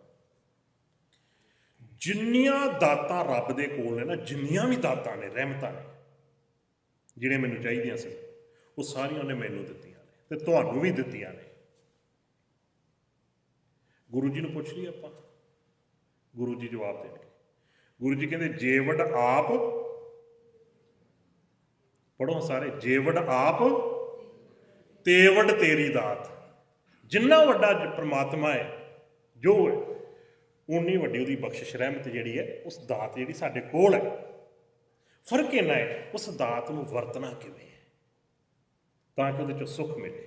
ਹੁਣ ਕਿਸੇ ਕੋਲ ਗੱਡੀ ਹੈ, ਉਹਨੂੰ ਚਲਾਉਣਾ ਕਿਵੇਂ ਤਾਂ ਕਿ ਸਫ਼ਰ ਤੇ ਪਹੁੰਚੀਏ। ਇਸੇ ਲਈ ਜਾ ਸਿੱਖੀ ਦੀ ਹੈ, ਉਹਦੇ 'ਚ ਬੁੱਕ ਪੜ੍ਹੀ ਦੀ ਹੈ। ਫੋਨ ਲੈ ਆਂਦਾ, ਇਹਨੂੰ ਯੂਜ਼ ਕਿਵੇਂ ਕਰਨਾ ਹੈ, ਕਿਹੜਾ ਸੌਫਟਵੇਅਰ ਕਿਵੇਂ ਅਸੀਂ ਯੂਜ਼ ਕਰਨਾ ਹੈ, ਉਹ ਉਹਦੇ ਵਿੱਚ ਬੁੱਕ ਦਿੱਤੀ ਹੋਈ ਹੈ, ਉਹਨੂੰ ਪੜ੍ਹੀਦਾ ਹੈ। ਇਸੇ ਤਰ੍ਹਾਂ ਜਿਹੜੀਆਂ ਪਰਮੇਸ਼ਰ ਦੀਆਂ ਰਹਿਮਤਾਂ ਬਖਸ਼ਿਸ਼ਾਂ ਸਾਨੂੰ ਮਿਲੀਆਂ ਨੇ, ਉਹਨਾਂ ਨੂੰ ਜੀਵਨ ਵਿੱਚ ਕਿਵੇਂ ਵਰਤਣਾ ਹੈ ਕਿ ਉਹਨਾਂ ਵਿੱਚੋਂ ਸਾਨੂੰ ਸੁੱਖ ਮਿਲੇ, ਖੁਸ਼ੀਆਂ ਮਿਲਣ, ਉਹਦੇ ਵਾਸਤੇ ਆ ਬਾਣੀ ਹੈ, ਇਹ ਸ਼ਬਦ ਹੈ। ਇਹਨੂੰ ਪੜ੍ਹਨਾ ਹੈ, ਸਮਝਣਾ ਹੈ, ਇਹਦੇ ਮੁਤਾਬਕ ਜੋ ਚੱਲਣਾ, ਉਹ ਫਿਰ ਖੁਸ਼ੀਆਂ, ਉਹ ਸੁੱਖ, ਉਹ ਰਸ, ਉਹ ਆਨੰਦ, ਉਹ ਸਾਰਾ ਕੁਛ ਮਿਲਦਾ ਹੈ ਜੀਵਨ 'ਚ। ਫਿਰ ਅਸੀਂ ਜਿਉਂਦੇ ਹਾਂ। ਤੇ ਜਿਹੜੀ ਚੀਜ਼ ਸਾਡੇ ਕੋਲ ਨਹੀਂ ਹੈ, ਗੁਰਬਾਣੀ ਦੀ ਰੋਸ਼ਨੀ ਵਿੱਚ ਵੀ ਸਾਨੂੰ ਨਹੀਂ ਮਿਲ ਰਹੀ, ਇਹਦਾ ਮਤਲਬ ਉਹਦੇ ਨਾਲ ਮੇਰਾ ਸੰਬੰਧ ਹੀ ਕੋਈ ਨਹੀਂ। ਉਹ ਮੈਨੂੰ ਖੁਸ਼ੀਆਂ ਤੇ ਸੁੱਖ ਦੇ ਹੀ ਨਹੀਂ ਸਕਦੀ, ਕਿਉਂਕਿ ਅਗਰ ਉਹਦੇ ਨਾਲ ਮੇਰੀਆਂ ਖੁਸ਼ੀਆਂ ਤੇ ਸੁੱਖਾਂ ਦਾ ਸੰਬੰਧ ਹੁੰਦਾ, ਪਰਮਾਤਮਾ ਨੇ ਮੈਨੂੰ ਜ਼ਰੂਰ ਦਿੱਤੀ ਹੁੰਦੀ। ਉਹ ਸੌਖਾ ਕਰ ਲੈਂਦੇ ਆ। ਸਭ ਸੁੱਖ ਦਾਤਾ ਰਾਮ ਹੈ। ਜਦੋਂ ਸਾਰੇ ਸੁੱਖਾਂ ਦਾ ਦਾਤਾ, ਸਾਰੇ ਸੁੱਖ ਉਹਨੇ ਦਿੱਤੇ, ਉਹਨੇ ਕੋਈ ਚੀਜ਼ ਛੁਪਾਈ ਨਹੀਂ ਹੈ। ਦੂਜੀ ਚੀਜ਼ ਜ਼ਰੂਰੀ ਸਮਝਣੀ, ਉਹ ਮੇਰੇ ਕਹਿਣ ਤੇ ਜਾਂ ਕਿਸੇ ਹੋਰ ਦੇ ਕਹਿਣ ਤੇ ਜਾਂ ਕਿਸੇ ਕੋਲੋਂ ਪੁੱਛ ਕੇ ਕੁਛ ਨਹੀਂ ਜੇ ਦਿੰਦਾ। ਮੇਰੇ ਕਹਿਣ ਤੇ ਵੀ ਉਹਨੇ ਕੁਛ ਨਹੀਂ ਦੇਣਾ। ਮੈਂ ਕਹਾਂ ਜੀ ਫਲਾਣੇ ਨੂੰ ਆਹ ਦੇ ਦਿਓ ਨਾ, ਜਾਂ ਉਹਨੇ ਮੈਨੂੰ ਪੁੱਛ ਕੇ ਨਹੀਂ ਦੇਣਾ। ਗੁਰੂ ਜੀ ਨੂੰ ਪੁੱਛ ਲੈਂਦੇ ਆ। ਵੱਡੀ ਵਡਿਆਈ ਜਾਂ ਪੁੱਛ ਨਾ ਦਾਤ, ਪਰਮੇਸ਼ਰ ਦੀ ਬਹੁਤ ਵੱਡੀ ਇੱਕ ਖੂਬੀ ਹੈ, ਵਡਿਆਈ ਉਹਦੀ ਸਿਫਤ ਹੈ ਕਿ ਉਹ ਕਿਸੇ ਨੂੰ ਪੁੱਛ ਕੇ ਨਹੀਂ ਜੇ ਦਿੰਦਾ। ਨਾ ਉਹ ਕਿਸੇ ਦੀ ਸਲਾਹ ਮੁਤਾਬਕ ਦਿੰਦਾ ਹੈ, ਨਾ ਉਹਦੇ ਤੇ ਕਿਸੇ ਦਾ ਹੁਕਮ ਚੱਲਦਾ ਹੈ। ਹਾਂ, ਜਿਸ ਚੀਜ਼ ਦੀ ਨਹੀਂ ਸਮਝ ਆ ਰਹੀ, ਜਿਹੜੀ ਦਾਤ ਤੋਂ ਅਸੀਂ ਸਖਣਾ ਮਹਿਸੂਸ ਕਰਦੇ ਹਾਂ, ਅਸੀਂ ਉਸ ਪਰਮੇਸ਼ਰ ਅੱਗੇ ਅਰਦਾਸ ਕਰਨੀ ਹੈ। ਗੁਰੂ ਦੇ ਸਾਹਮਣੇ ਖਲੋ ਕੇ ਇਸ ਲਈ ਅਰਦਾਸ ਕਰਨੀ ਹੈ ਕਿ ਗੁਰੂ ਜਿਹੜਾ ਹੈ ਉਹ ਪ੍ਰਕਾਸ਼ ਹੈ, ਉਹ ਚਾਨਣ ਹੈ, ਤਾਂ ਕਿ ਉਹਦੇ ਕੋਲੋਂ ਸਾਨੂੰ ਸਮਝ ਦਾ ਪ੍ਰਕਾਸ਼ ਮਿਲੇ ਤੇ ਉਸ ਰੱਬੀ ਦਾਤ ਨੂੰ ਅਸੀਂ ਜੀਵਨ ਵਿੱਚ ਜੀ ਸਕੀਏ। ਇਸ ਲਈ ਸਿੱਖ ਅਰਦਾਸ ਕਰਦੇ, ਗੁਰੂ ਦੇ ਸਨਮੁਖ ਖੜੇ ਹੋ ਕੇ ਕਰਦਾ ਹੈ। ਬਾਣੀ 'ਚ ਵੀ ਵਾਰ-ਵਾਰ ਇਸ ਲਈ ਹੁੰਦਾ, ਸਤਿਗੁਰ ਸ਼ਬਦ ਉਜਾਰੋ ਦੀਪਾ। ਇਹ ਸਤਿਗੁਰੂ ਸ਼ਬਦ ਦੀਪਕ ਹੈ, ਇਹਦਾ ਉਜਾਲਾ ਜਿਹੜਾ ਹੈ, ਇਹਦੀ ਰੋਸ਼ਨੀ ਜਿਹੜੀ, ਦਾ ਪ੍ਰਕਾਸ਼ ਜਿਹੜਾ ਹੈ, ਉਹ ਫਿਰ ਜਿਹੜੀ ਚੀਜ਼ ਸਾਨੂੰ ਕਮੀ ਮਹਿਸੂਸ ਹੋ ਰਹੀ ਹੁੰਦੀ ਹੈ, ਉਹ ਚੀਜ਼ ਫਿਰ ਸਾਨੂੰ ਸਾਡੇ ਜੀਵਨ 'ਚੋਂ ਮਿਲ ਜਾਂਦੀ ਹੈ। ਸੰਤੁਸ਼ਟ ਹੋ ਜਾਈਦਾ ਹੈ। ਜਿਹੜਾ ਸੰਤੁਸ਼ਟ ਹੋ ਜਾਣਾ ਹੈ ਨਾ, ਇਹਨੂੰ ਸੰਤੋਖ ਕਹਿੰਦੇ ਆ। ਸੰਤੁਸ਼ਟ ਹੋ ਜਾਣਾ, ਤ੍ਰਿਪਤ ਹੋ ਜਾਣਾ। ਮੈਂ ਕਈ ਵਾਰ ਸੋਚਦਾ ਹੁੰਦਾ, ਮੈਂ ਆਪ ਵੀ ਤੁਹਾਡੇ ਵਰਗਾ ਹੀ ਹਾਂ। ਮੈਂ ਆਪਣੀ ਜੀਵਨ ਵਿੱਚੋਂ ਬੜੀਆਂ ਚੀਜ਼ਾਂ ਨੂੰ ਮੈਂ ਮਹਿਸੂਸ ਕਰਕੇ ਸਿੱਖਦਾ, ਉਹਨਾਂ ਵਿੱਚੋਂ ਪਰਮਾਤਮਾ ਨੇ ਸਾਰਾ ਕੁਛ ਦਿੱਤਾ ਹੈ। ਪਤਾ ਵੀ ਹੈ ਕਿ ਸਾਰਾ ਕੁਛ ਹੈ, ਘਰ ਵੀ ਹੈ, ਗੱਡੀ ਵੀ ਹੈ, ਪਰਿਵਾਰ ਵੀ ਹੈ, ਸਭ ਕੁਝ ਸੈੱਟ ਹੋ ਗਿਆ।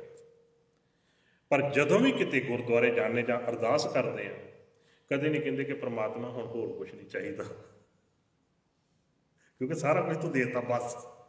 ਬਸ ਲਫ਼ਜ਼ ਨਹੀਂ ਹੁੰਦਾ। ਜੇ ਆਪਣੇ ਲਈ ਹੈਗਾ ਫਿਰ ਧੀਆ ਪੁੱਤਾਂ ਲਈ ਮੰਗ ਲਈਏ, ਕਿਸੇ ਹੋਰ ਲਈ ਕੁਛ ਮੰਗ ਲਈਏ। ਜਿਹੜਾ ਨਾ ਇਹ ਕਹਿ ਦੇਣਾ ਵੀ ਸਭ ਕੁਛ ਹੈ, ਸ਼ੁਕਰ ਹੈ ਤੇਰਾ, ਸੰਤੁਸ਼ਟ, ਮੈਨੂੰ ਹੁਣ ਕੁਛ ਨਹੀਂ ਚਾਹੀਦਾ, ਇਹਨੂੰ ਕਹਿੰਦੇ ਸੰਤੋਖ। ਇਹ ਹੈ ਸੰਤੋਖ। ਇਹ ਨਹੀਂ ਕਿ ਰੋਟੀ ਛੱਡ ਦਿਓ, ਨਹੀਂ ਜੀ ਇਹ ਸੰਤੋਖੀ ਬਾਬਾ ਜੀ ਬੜੇ ਸੰਤੋਖੀ, ਰੋਟੀ ਨਹੀਂ ਖਾਂਦੇ, ਭੋਜਨ ਨਹੀਂ ਖਾਂਦੇ। ਨਾ ਨਾ ਨਾ, ਸੰਤੋਖ ਦਾ ਸੰਬੰਧ ਸਰੀਰ ਨਾਲ ਨਹੀਂ ਹੈ, ਸਾਡੇ ਮਨ ਨਾਲ ਹੈ। ਸੰਤੁਸ਼ਟ ਹੋ ਜਾਣਾ, ਮੈਂ ਇਸ ਚੀਜ਼ ਤੋਂ ਸੰਤੁਸ਼ਟ ਹਾਂ। ਪਰਮੇਸ਼ਰ ਨੇ ਔਲਾਦ ਬਖਸ਼ੀ ਹੈ, ਪਤੀ ਹੈ, ਪਤਨੀ ਹੈ, ਜਾਂ ਮਾਤਾ ਪਿਤਾ ਹੈ, ਜਾਂ ਜੋ ਕੁਛ ਵੀ ਘਰ ਹੈ, ਜੋ ਕੁਛ ਵੀ ਹੈ, ਧਨ ਪਦਾਰਥ ਜੋ ਕੁਛ ਵੀ ਹੈ, ਮੈਂ ਸੰਤੁਸ਼ਟ ਹਾਂ ਇਹਦੇ ਵਿੱਚੋਂ। ਸੰਤੋਖ ਹੈ। ਸਹਿਜ ਦਾ ਅਰਥ ਦਾ ਟਿਕਾ, ਟਿਕ ਜਾਣਾ, ਅਡੋਲ, ਕੋਈ ਭਟਕਣਾ ਨਹੀਂ। ਇਹ ਦੋ ਚੀਜ਼ਾਂ ਜਿਹੜੀਆਂ ਨੇ ਨਾ ਬੜੀਆਂ ਅਹਿਮ ਨੇ। ਇਸੇ ਲਈ ਸਿੱਧ ਲੋਕਾਂ ਨੇ ਇਹ ਸਵਾਲ ਕੀਤਾ, ਗੁਰੂ ਨਾਨਕ ਜੀ ਇਹਨਾਂ ਦੀ ਸਮਝ ਕਿਵੇਂ ਆਵੇ? ਸੰਤੋਖ ਦੀ ਸਮਝ, ਉਹ ਸੰਤੋਖ ਵਾਲਾ ਆਸਣ, ਉਹ ਥਾਂ ਜਿੱਥੇ ਟਿਕਣਾ ਸਾਡੇ ਮਨ ਨੇ, ਉਹ ਕਿਵੇਂ ਸਾਨੂੰ ਸਮਝ ਆਵੇ? ਉਹ ਸਹਿਜ ਅਡੋਲਤਾ, ਭਟਕਣਾ ਤੋਂ ਮੁਕਤੀ। ਮੈਂ ਤਾਂ ਕਈ ਵਾਰ ਸੋਚਦਾ ਨਾ, ਜਦੋਂ ਕਿਤੇ ਕਿਸੇ ਦੇ ਬੱਚੇ ਦਾ ਵਿਆਹ ਹੋਵੇ ਨਾ, ਕਿਤੇ 2-4 ਸਾਲ ਗਾਂ ਨਹੀਂ ਔਲਾਦ ਹੋਈ, ਪਤਾ ਲੱਗ ਜਾਂਦਾ ਹੈ ਕਿ ਭਟਕਣਾ ਕਿੱਥੇ ਹੈ ਤੇ ਟਿਕਾ ਕਿੱਥੇ ਹੈ। ਅਡੋਲਤਾ ਬੜੀ ਅਹਿਮ ਚੀਜ਼ ਹੈ, ਅਡੋਲਤਾ। ਬਾਬਾ ਫਰੀਦ ਜੀ ਦਾ ਇੱਕ ਬਚਨ ਹੈ, ਉਹ ਕਹਿੰਦੇ ਨੇ, ਹੇ ਮੇਰੇ ਖੁਦਾ, ਮੇਰੇ ਸਾਈਂ, ਮੇਰੇ ਰੱਬ, ਮੇਰੇ ਵਾਹਿਗੁਰੂ ਅਕਾਲ ਪੁਰਖ, ਮੈਂ ਤੇਰੇ ਦਰ ਤੇ ਆਇਆ, ਬੜਾ ਟਿਕਾ ਮਿਲਿਆ ਹੈ, ਇੰਨੀ ਕੁ ਮੇਰੇ ਤੇ ਕਿਰਪਾ ਕਰਦੇ, ਹੁਣ ਤੇਰਾ ਦਰ ਛੱਡ ਕੇ ਕਿਸੇ ਹੋਰ ਦੇ ਦਰ ਤੇ ਨਾ ਜਾ ਕੇ ਪਵਾਂ, ਇੰਨੀ ਮੇਰੇ ਤੇ ਕਿਰਪਾ ਕਰਦੇ। ਫਰੀਦਾ ਬਾਰ ਪਰਾਇਆ ਬੈਸਣਾ, ਬਾਰ ਦਾ ਅਰਥ ਹੈ ਦਰਵਾਜ਼ਾ, ਸਾਈਂ ਮੁਝੈ ਨਾ ਦੇ, ਇਹ ਮੇਰੇ ਸਾਈਂ, ਮੇਰੇ ਰੱਬ, ਕਿਸੇ ਹੋਰ ਦਰਵਾਜ਼ੇ ਤੇ ਨਾ ਹੁਣ ਬੈਠਣਾ ਨਸੀਬ ਨਾ ਹੋਣ ਦੇਵੀ ਮੈਨੂੰ। ਫਰੀਦਾ ਬਾਰ ਪਰਾਇਆ ਬੈਸਣਾ, ਸਾਈਂ ਮੁਝੈ ਨਾ ਦੇ। ਤੇ ਅੱਗੇ ਕੀ ਕਿਹਾ? ਜੇ ਤੂੰ ਏਵੈ ਰੱਖ ਸੀ, ਜੇ ਕਿਤੇ ਇਹੋ ਜਿਹੀ ਸਥਿਤੀ ਬਣ ਗਈ ਕਿ ਤੇਰਾ ਦਰ ਛੱਡ ਕੇ ਕਿਸੇ ਦੂਜੇ ਦੇ ਦਰ ਤੇ ਬੈਠਣਾ ਪਿਆ, ਉਹ ਤੋਂ ਪਹਿਲਾਂ ਇੱਕ ਕੰਮ ਕਰ ਲਈ। ਕਿ ਜੇ ਤੂੰ ਏਵੈ ਰੱਖ ਸੀ, ਜੀਓ ਸਰੀਰੋਂ ਲੇਹ, ਸਰੀਰ ਚੋਂ ਜਿੰਦ ਬਾਹਰ ਕੱਢ ਲਈ, ਪਰ ਵੇਖੀ ਕਿਤੇ ਐਸ ਦਰ ਨੂੰ ਛੱਡ ਕੇ ਕਿਸੇ ਹੋਰ ਦਰ ਤੇ ਹੁਣ ਬੈਠਣਾ ਨਸੀਬ ਨਾ ਹੋਵੇ। ਗੁਰੂ ਗੋਬਿੰਦ ਸਿੰਘ ਪਾਤਸ਼ਾਹ ਜੀ ਦੇ ਬੜੇ ਪਿਆਰੇ ਅਨੰਨ ਗੁਰਸਿੱਖ ਨੇ, ਭਾਈ ਸਾਹਿਬ ਭਾਈ ਨੰਦ ਲਾਲ ਜੀ, ਬੜੀਆਂ ਸਿਫਤਾਂ, ਬੜੀਆਂ ਵਡਿਆਈਆਂ ਗੁਰੂ ਸਾਹਿਬ ਜੀ ਦੀਆਂ ਉਹਨਾਂ ਨੇ ਗਾਇਨ ਕੀਤੀਆਂ। ਉਹ ਗੁਰੂ ਭਗਤੀ, ਮੈਂ ਉਹਨਾਂ ਨੂੰ ਕਹਿੰਦਾ ਨਾ, ਗੁਰੂ ਭਗਤ ਨੇ, ਗੁਰੂ ਭਗਤੀ ਦੀ ਸਾਰੀ ਉਹਨਾਂ ਦੀ ਰਚਨਾ ਹੈ। ਉਹਨਾਂ ਨੂੰ ਕਿਤੇ ਸੁੱਤੇ ਸਿੱਧ ਸਵਾਲ ਕੀਤਾ ਕਿ ਕੋਈ ਦਿਲ ਦੀ ਇੱਛਾ ਜਾਂ ਕੋਈ ਦਿਲ ਦੀ ਗੱਲ ਜਿਹੜੀ ਸਾਂਝੀ ਕਰਨੀ ਚਾਹੁੰਦੇ ਹੋ ਗੁਰੂ ਨਾਲ। ਉਹਨਾਂ ਨੇ ਹੱਥ ਜੋੜ ਕੇ ਕਿਹਾ, ਮੇਰੀ ਇੱਕੋ ਹੀ ਤਮੰਨਾ ਹੈ ਕਿ, ਕਹਿਣ ਲੱਗੇ, ਜਦੋਂ ਸਰੀਰ ਚੋਂ ਜਿੰਦ ਨਿਕਲ ਜਾਣੀ ਹੈ, ਮਰ ਜਾਣਾ ਹੈ, ਉਸ ਤੋਂ ਬਾਅਦ ਇਹ ਪੰਜ ਭੂਤਕ ਦੇਹੀ ਦਾ ਸੰਸਕਾਰ ਹੋ ਜਾਣਾ ਹੈ। ਹਵਾ ਨੂੰ ਸੰਬੋਧਨ ਹੋ ਕੇ ਉਹਨਾਂ ਨੇ ਕਿਹਾ ਕਿ ਹਵਾ, ਜਦੋਂ ਮੇਰਾ ਸੰਸਕਾਰ ਹੋਵੇਗਾ, ਉਹਨੇ ਚਿਰ ਲਈ ਸ਼ਾਂਤ ਹੋ ਜਾਵੇ। ਕਿਤੇ ਨਾ ਹੋਵੇ ਕਿ ਤੂੰ ਤੇਜ਼ ਵਹਾਅ ਵਿੱਚ ਵਗੇ ਤੇ ਤੇਰੇ ਵੇਗ ਦੇ ਵਿੱਚ ਮੇਰੇ ਸਰੀਰ ਦੀ ਜਿਹੜੀ ਰਾਖ ਉੱਡ ਕੇ ਕਿਸੇ ਹੋਰ ਦੇ ਦਰਵਾਜ਼ੇ ਤੇ ਚਲੇ ਜਾਵੇ। ਮੈਂ ਬਰਦਾਸ਼ਤ ਨਹੀਂ ਕਰਾਂਗਾ ਮੇਰੇ ਮਰਨ ਤੋਂ ਬਾਅਦ ਵੀ ਮੇਰੀ ਰਾਖ ਵੀ ਕਿਸੇ ਹੋਰ ਦੇ ਦਰ ਤੇ ਚਲੇਗੀ। ਤੁਹਾਡੇ ਚੋਂ ਕਈ ਸੱਜਣ ਹੋ ਸਕਦਾ ਹੈ ਮਾਛੀਵਾੜਾ ਸਾਹਿਬ ਦੇ ਦਰਸ਼ਨ ਕੀਤੇ ਹੋਣਗੇ, ਜਾਂ ਉਸ ਇਲਾਕੇ ਨਾਲ ਸੰਬੰਧਿਤ ਹੋਣਗੇ। ਮਾਛੀਵਾੜਾ ਸਾਹਿਬ ਚਰਨ ਕਮਲ ਸਾਹਿਬ ਅਸਥਾਨ ਹੈ ਗੁਰੂ ਸਾਹਿਬ ਜੀ ਦਾ, ਜਿੱਥੇ ਗੁਰੂ ਸਾਹਿਬ ਜੀ ਕੰਢਿਆਂ ਦੀ ਸੇਜ ਤੇ ਸੁੱਤੇ ਸਨ। ਉਸ ਨਗਰ ਵਿੱਚ ਇੱਕ ਹੋਰ ਅਸਥਾਨ ਹੈ, ਉਹ ਹੈ ਭਾਈ ਗਨੀ ਖਾਂ ਤੇ ਭਾਈ ਨਬੀ ਖਾਂ ਦਾ ਘਰ। ਮੈਂ ਹਰ ਮਹੀਨੇ ਜਾਂਦਾ ਸੀ ਉੱਥੇ ਸਮਾਗਮ ਤੇ, ਜਦੋਂ ਦਿੱਲੀ ਹੁੰਦੇ ਸਾਂ। ਮੈਂ ਜਦੋਂ ਪਹਿਲੀ ਵਾਰ ਉੱਥੇ ਗਿਆ ਨਾ, ਮੈਂ ਅਸਥਾਨ ਦੇ ਦਰਸ਼ਨ ਕੀਤੇ, ਤੇ ਉਹ ਜਿਹੜਾ ਅਸਥਾਨ ਬਣਿਆ ਹੈ ਗੁਰੂ ਸਾਹਿਬਾਂ ਦੀ ਯਾਦ ਵਿੱਚ, ਉਹਦੇ ਦਰਵਾਜ਼ੇ ਦੇ ਨਾਲ ਹੀ ਦੋਨਾਂ ਭਰਾਵਾਂ ਦੀਆਂ 2 ਕਬਰਾਂ ਬਣੀਆਂ ਨੇ। ਤੇ ਮੈਂ ਪ੍ਰਬੰਧਕਾਂ ਨੂੰ ਪੁੱਛਿਆ, ਮੈਂ ਕਿਹਾ ਤੁਹਾਨੂੰ ਪਤਾ ਹੈ ਗੁਰਮਤਿ ਵਿੱਚ ਕਬਰਾਂ ਦੀ ਕੋਈ ਥਾਂ ਨਹੀਂ ਹੈ, ਕਬਰ ਪੂਜਣ ਤੋਂ ਮਨਾਹੀ ਹੈ। ਗੁਰੂ ਨਾਨਕ ਸਾਹਿਬ ਪਾਤਸ਼ਾਹ ਜੀ ਵੀ ਕਹਿੰਦੇ ਨੇ, ਦੁਬਦਾ ਨਾ ਪੜੋ ਹਰ ਬਿਨ ਹੋਰ ਨਾ ਪੂਜੋ, ਮੜੈ ਮਸਾਨ ਨਾ ਜਾਏ। ਕਹਿੰਦੇ ਜੀ ਪਤਾ ਹੈ। ਮੈਂ ਕਿਹਾ ਫਿਰ ਇੱਥੇ ਕਬਰਾਂ ਕਿਉਂ? ਉਹ ਮੈਨੂੰ ਕਹਿੰਦੇ ਭਾਈ ਸਾਹਿਬ ਪੇਠੋਂ ਨਾਲੇ ਜਲ ਪਾਣੀ ਛਕਦੇ, ਤੁਹਾਨੂੰ ਦੱਸਦੇ ਇਹਦੇ ਪਿੱਛੇ ਅਸਲ ਵਿੱਚ ਕਹਾਣੀ ਕੀ ਹੈ। ਉਹ ਕਹਿੰਦੇ ਜੀ ਜੋ ਸਾਡੇ ਪੁਰਖਿਆਂ ਨੇ ਸਾਨੂੰ ਦੱਸਿਆ ਉਹ ਕਹਿੰਦੇ ਸੀ ਜਦੋਂ ਗੁਰੂ ਸਾਹਿਬ ਜੀ ਨੂੰ ਇਹ ਉੱਚ ਦਾ ਪੀਰ ਬਣਾ ਕੇ ਛੱਡਣ ਗਏ ਤੇ ਛੱਡ ਕੇ ਜਦੋਂ ਵਾਪਸ ਮੁੜਨ ਲੱਗੇ ਨਾ, ਤੇ ਗੁਰੂ ਸਾਹਿਬ ਜੀ ਨੇ ਪੁੱਛਿਆ ਇਹਨਾਂ ਨੂੰ, ਕੋਈ ਦਿਲ ਦੀ ਤਮੰਨਾ, ਕੋਈ ਇੱਛਾ ਦੱਸੋ। ਜਿੱਥੇ ਹੁਕਮਨਾਮਾ ਲਿਖ ਕੇ ਦਿੱਤਾ ਨਾ, ਇਹ ਮੇਰੇ ਲੀਕ ਪੁੱਤਰ ਹਨ, ਵੀ ਲਿਖ ਕੇ ਦੇ ਰਹੇ ਕਿ ਇਹ ਮੇਰੇ ਬੱਚੇ ਨੇ, ਪੁੱਤਰ ਨੇ, ਖਾਲਸਾ ਪੰਥ ਨੇ ਸੰਭਾਲਣਾ ਇਹਨਾਂ ਨੂੰ। ਉੱਥੇ ਨਾਲ ਪੁੱਛਿਆ ਵੀ ਕੋਈ ਤੁਹਾਡੀ ਤਮੰਨਾ ਹੋਵੇ ਤੇਰੀ। ਉਹ ਕਹਿਣ ਲੱਗੇ ਮਹਾਰਾਜ ਇੱਕੋ ਇੱਛਾ ਹੈ। ਕਹਿਣ ਲੱਗੇ ਕੀ? ਕਹਿਣ ਲੱਗੇ ਦੁਨੀਆ ਤੋਂ ਚਲੇ ਜਾਣਾ ਇੱਕ ਦਿਨ, ਸਾਰਿਆਂ ਨੇ ਜਾਣਾ ਹੈ, ਅਸੀਂ ਵੀ ਚਲੇ ਜਾਣਾ ਹੈ, ਪਰ ਜੋ ਕੁਛ ਅਸੀਂ ਆ ਪਿਛਲੇ ਦਿਨਾਂ ਤੋਂ ਹਾਲਾਤ ਵੇਖੇ ਨੇ, ਸਾਨੂੰ ਭਵਿੱਖ ਦੀ ਸਮਝ ਆਉਣੀ ਸ਼ੁਰੂ ਹੋ ਗਈ। ਜਿਨ੍ਹਾਂ ਦੇ ਉੱਤੇ ਗੁਰੂ ਦੀਆਂ ਇੰਨੀਆਂ ਰਹਿਮਤਾਂ ਵਰਤੀਆਂ, ਭਾਵ ਇੰਨਾ ਕੁਛ ਜ਼ਿੰਮੇਵਾਰੀਆਂ ਗੁਰੂ ਸਾਹਿਬ ਨੇ ਦਿੱਤੀਆਂ ਸੀ, ਜਿਨ੍ਹਾਂ ਨੂੰ ਮਸੰਦ ਕਹਿੰਦੇ ਸੀ। ਮਸੰਦ ਇੱਕ ਅਹੁਦੇ ਦਾ ਨਾਂ ਸੀ, ਅੱਜ ਦੇ ਚਲੋ ਗਾਲ ਦੇ ਰੂਪ 'ਚ ਮਹਿਸੂਸ ਹੁੰਦਾ ਹੈ, ਮਸੰਦ ਅਸਲ ਵਿੱਚ ਇੱਕ ਅਹੁਦੇ ਦਾ ਨਾਂ ਸੀ।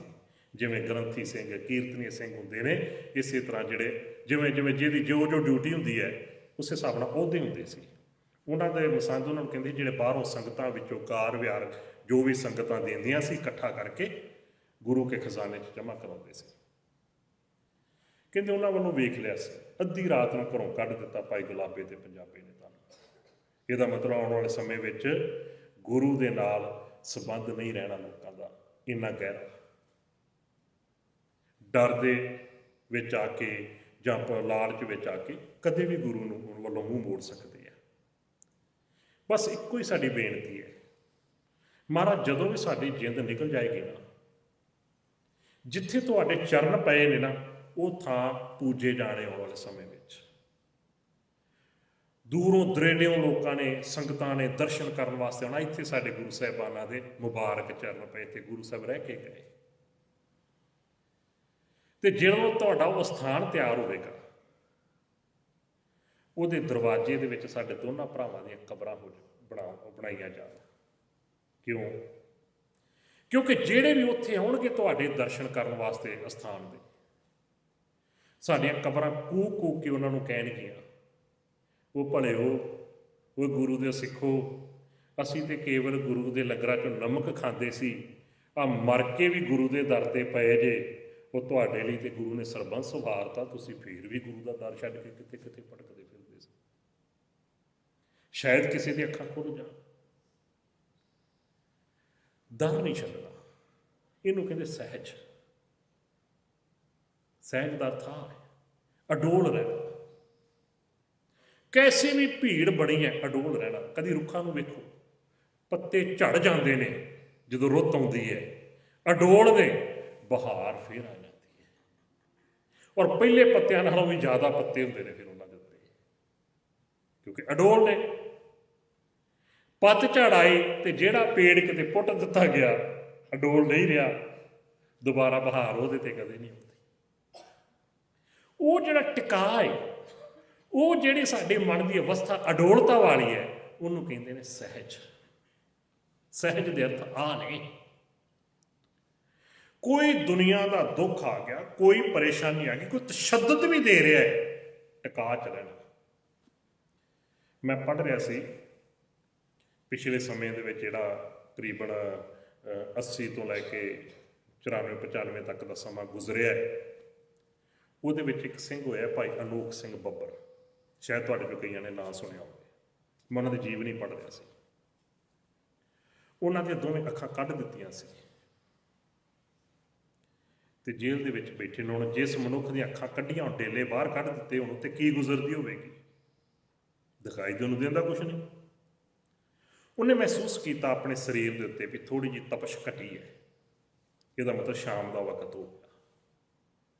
ਉਹ ਨਾਲ ਦੇ ਸਾਥੀ ਨੂੰ ਕਹਿੰਦੇ, ਥੋੜ੍ਹਾ ਜਿਹਾ ਸਲਾਖਾਂ ਵਿੱਚ ਦੀ ਝਾਤ ਮਾਰ ਕੇ ਦੇਖ, ਸੂਰਜ ਅਸਤ ਗਿਆ। ਕਹਿਣ ਲੱਗਾ, ਭਾਈ ਸਾਹਿਬ ਕਿਉਂ ਪੁੱਛਦੇ? ਕਹਿੰਦੇ, ਜੇ ਸੂਰਜ ਅਸਤ ਗਿਆ, ਤੂੰ ਵੀ ਚੌਕੜਾ ਲਾ ਤੇ ਚੱਲ ਆਪਾਂ ਰਹਿਰਾਸ ਸਾਹਿਬ ਦਾ ਪਾਠ ਕਰੀਏ। ਜਦੋਂ ਮੈਂ ਪੜ੍ਹ ਰਿਹਾ ਸੀ ਨਾ, ਮੇਰੀ ਅੱਖਾਂ 'ਚ ਪਾਣੀ ਆ ਗਿਆ। ਸਾਡੀ ਅੱਖ 'ਚ ਮੱਛਰ ਪੈ ਜੇ, ਕੋਈ ਚੀਜ਼ ਪੈ ਜੇ, ਰੜਕ ਪੈ ਜੇ, ਅਸੀਂ ਬੁਰੀ ਹਾਲਤ ਹੋ ਜਾਂਦੀ ਹੈ। ਤੇਰੇ ਡੇਲੇ ਬਾਹਰ ਕੱਢੇ ਪਏ ਨੇ, ਫਿਰ ਵੀ ਤੈਨੂੰ ਗੁਰੂ ਦੀ ਯਾਦ ਆ ਰਹੀ ਹੈ, ਬਾਣੀ ਦੀ ਯਾਦ ਆ ਰਹੀ ਹੈ, ਨਿਤਨੇਮ ਚੇਤੇ ਆ ਰਿਹਾ। ਇਹਨੂੰ ਕੀ ਕਹਾਂਗੇ? ਸਹਿਜ, ਟਿਕਾ, ਅਡੋਲਤਾ। कैसा भी समा होवे अपने गुरु नूं नहीं छड्डना, गुरु दे नाल साझ बना के रखनी है। इतिहास पढ़ के वेख ली किन्ने किन्ने लालच, भाई मती दास जी है, भाई सती दास जी, भाई दयाला जी, जिंदगी दे दी बख्श दी जाएगी, आह कुछ तुहानूं मिल जाएगा, बस गुरु नालों साझ तोड़नी, कह दे मैं गुरु का सिख नहीं। कदे सुरत च याद करिए उस छोटे जे बच्चे बाबा बंदा सिंह बहादुर दे नाल गिरफ्तार होया है लाल किले दे विच, रोज़ उहदी अखां दे सामने सिर कट्टे जा रहे हैं सिखां दे, उहदी वारी आउंदी उहदी माँ आ जाती है फरुखसियर दे कोल, ये तो मेरा छोटा जिहा बच्चा है, इहनूं की पता है सिक्खी की हुंदी है, गुरु का सिख नहीं है, बख्श दिओ। वो कहंदा जा अपने बच्चे नूं कह दे, एक बारी मूँहों कह दे मैं गुरु का सिख नहीं, बख्श देंगे। लिख के दे दिता फरुखसियर ने कि अगर इस माता का बच्चा यह गल कहंदा है मैं गुरु का सिख नहीं, तो इहनूं छड्ड दिता जाए। वो उही पत्तर लैके जलाद के सामने आ जाती जिथे गर्दन कट रहे हैं, वो बच्चे की वारी आती है, वो माँ जी अगे कर देती पत्तरा वेख फरुखसियर ने तुहाडे बादशाह ने लिख के दिता है, मेरे बच्चे को छड्ड दे। वो पढ़ के कहता ठीक है, तो अपने बच्चे को कहा दे मैं गुरु का सिख नहीं। वो वास्ते पाउंदी है मेरी वडेपे की डंगोरी तू है, सारा कुछ सारी दुनिया तेरे नाल, कह दे मैं गुरु का सिख नहीं, बाद जो मर्जी कर ली। की जवाब देंदा बच्चा, पढ़िया सुनिया तो होगा ही आप। वो कहता मैं गुरु का सिख हाँ, पर जिहड़ी औरत कहती कह दे गुरु का सिख नहीं, फिर मेरी मां नहीं हो सकती। इनू कहते टिका अडोलता। गुरु अर्जन साहब सच्चे पातशाही के समय ना सिख होया है भाई संतर, फिर आप विचार वाले पास।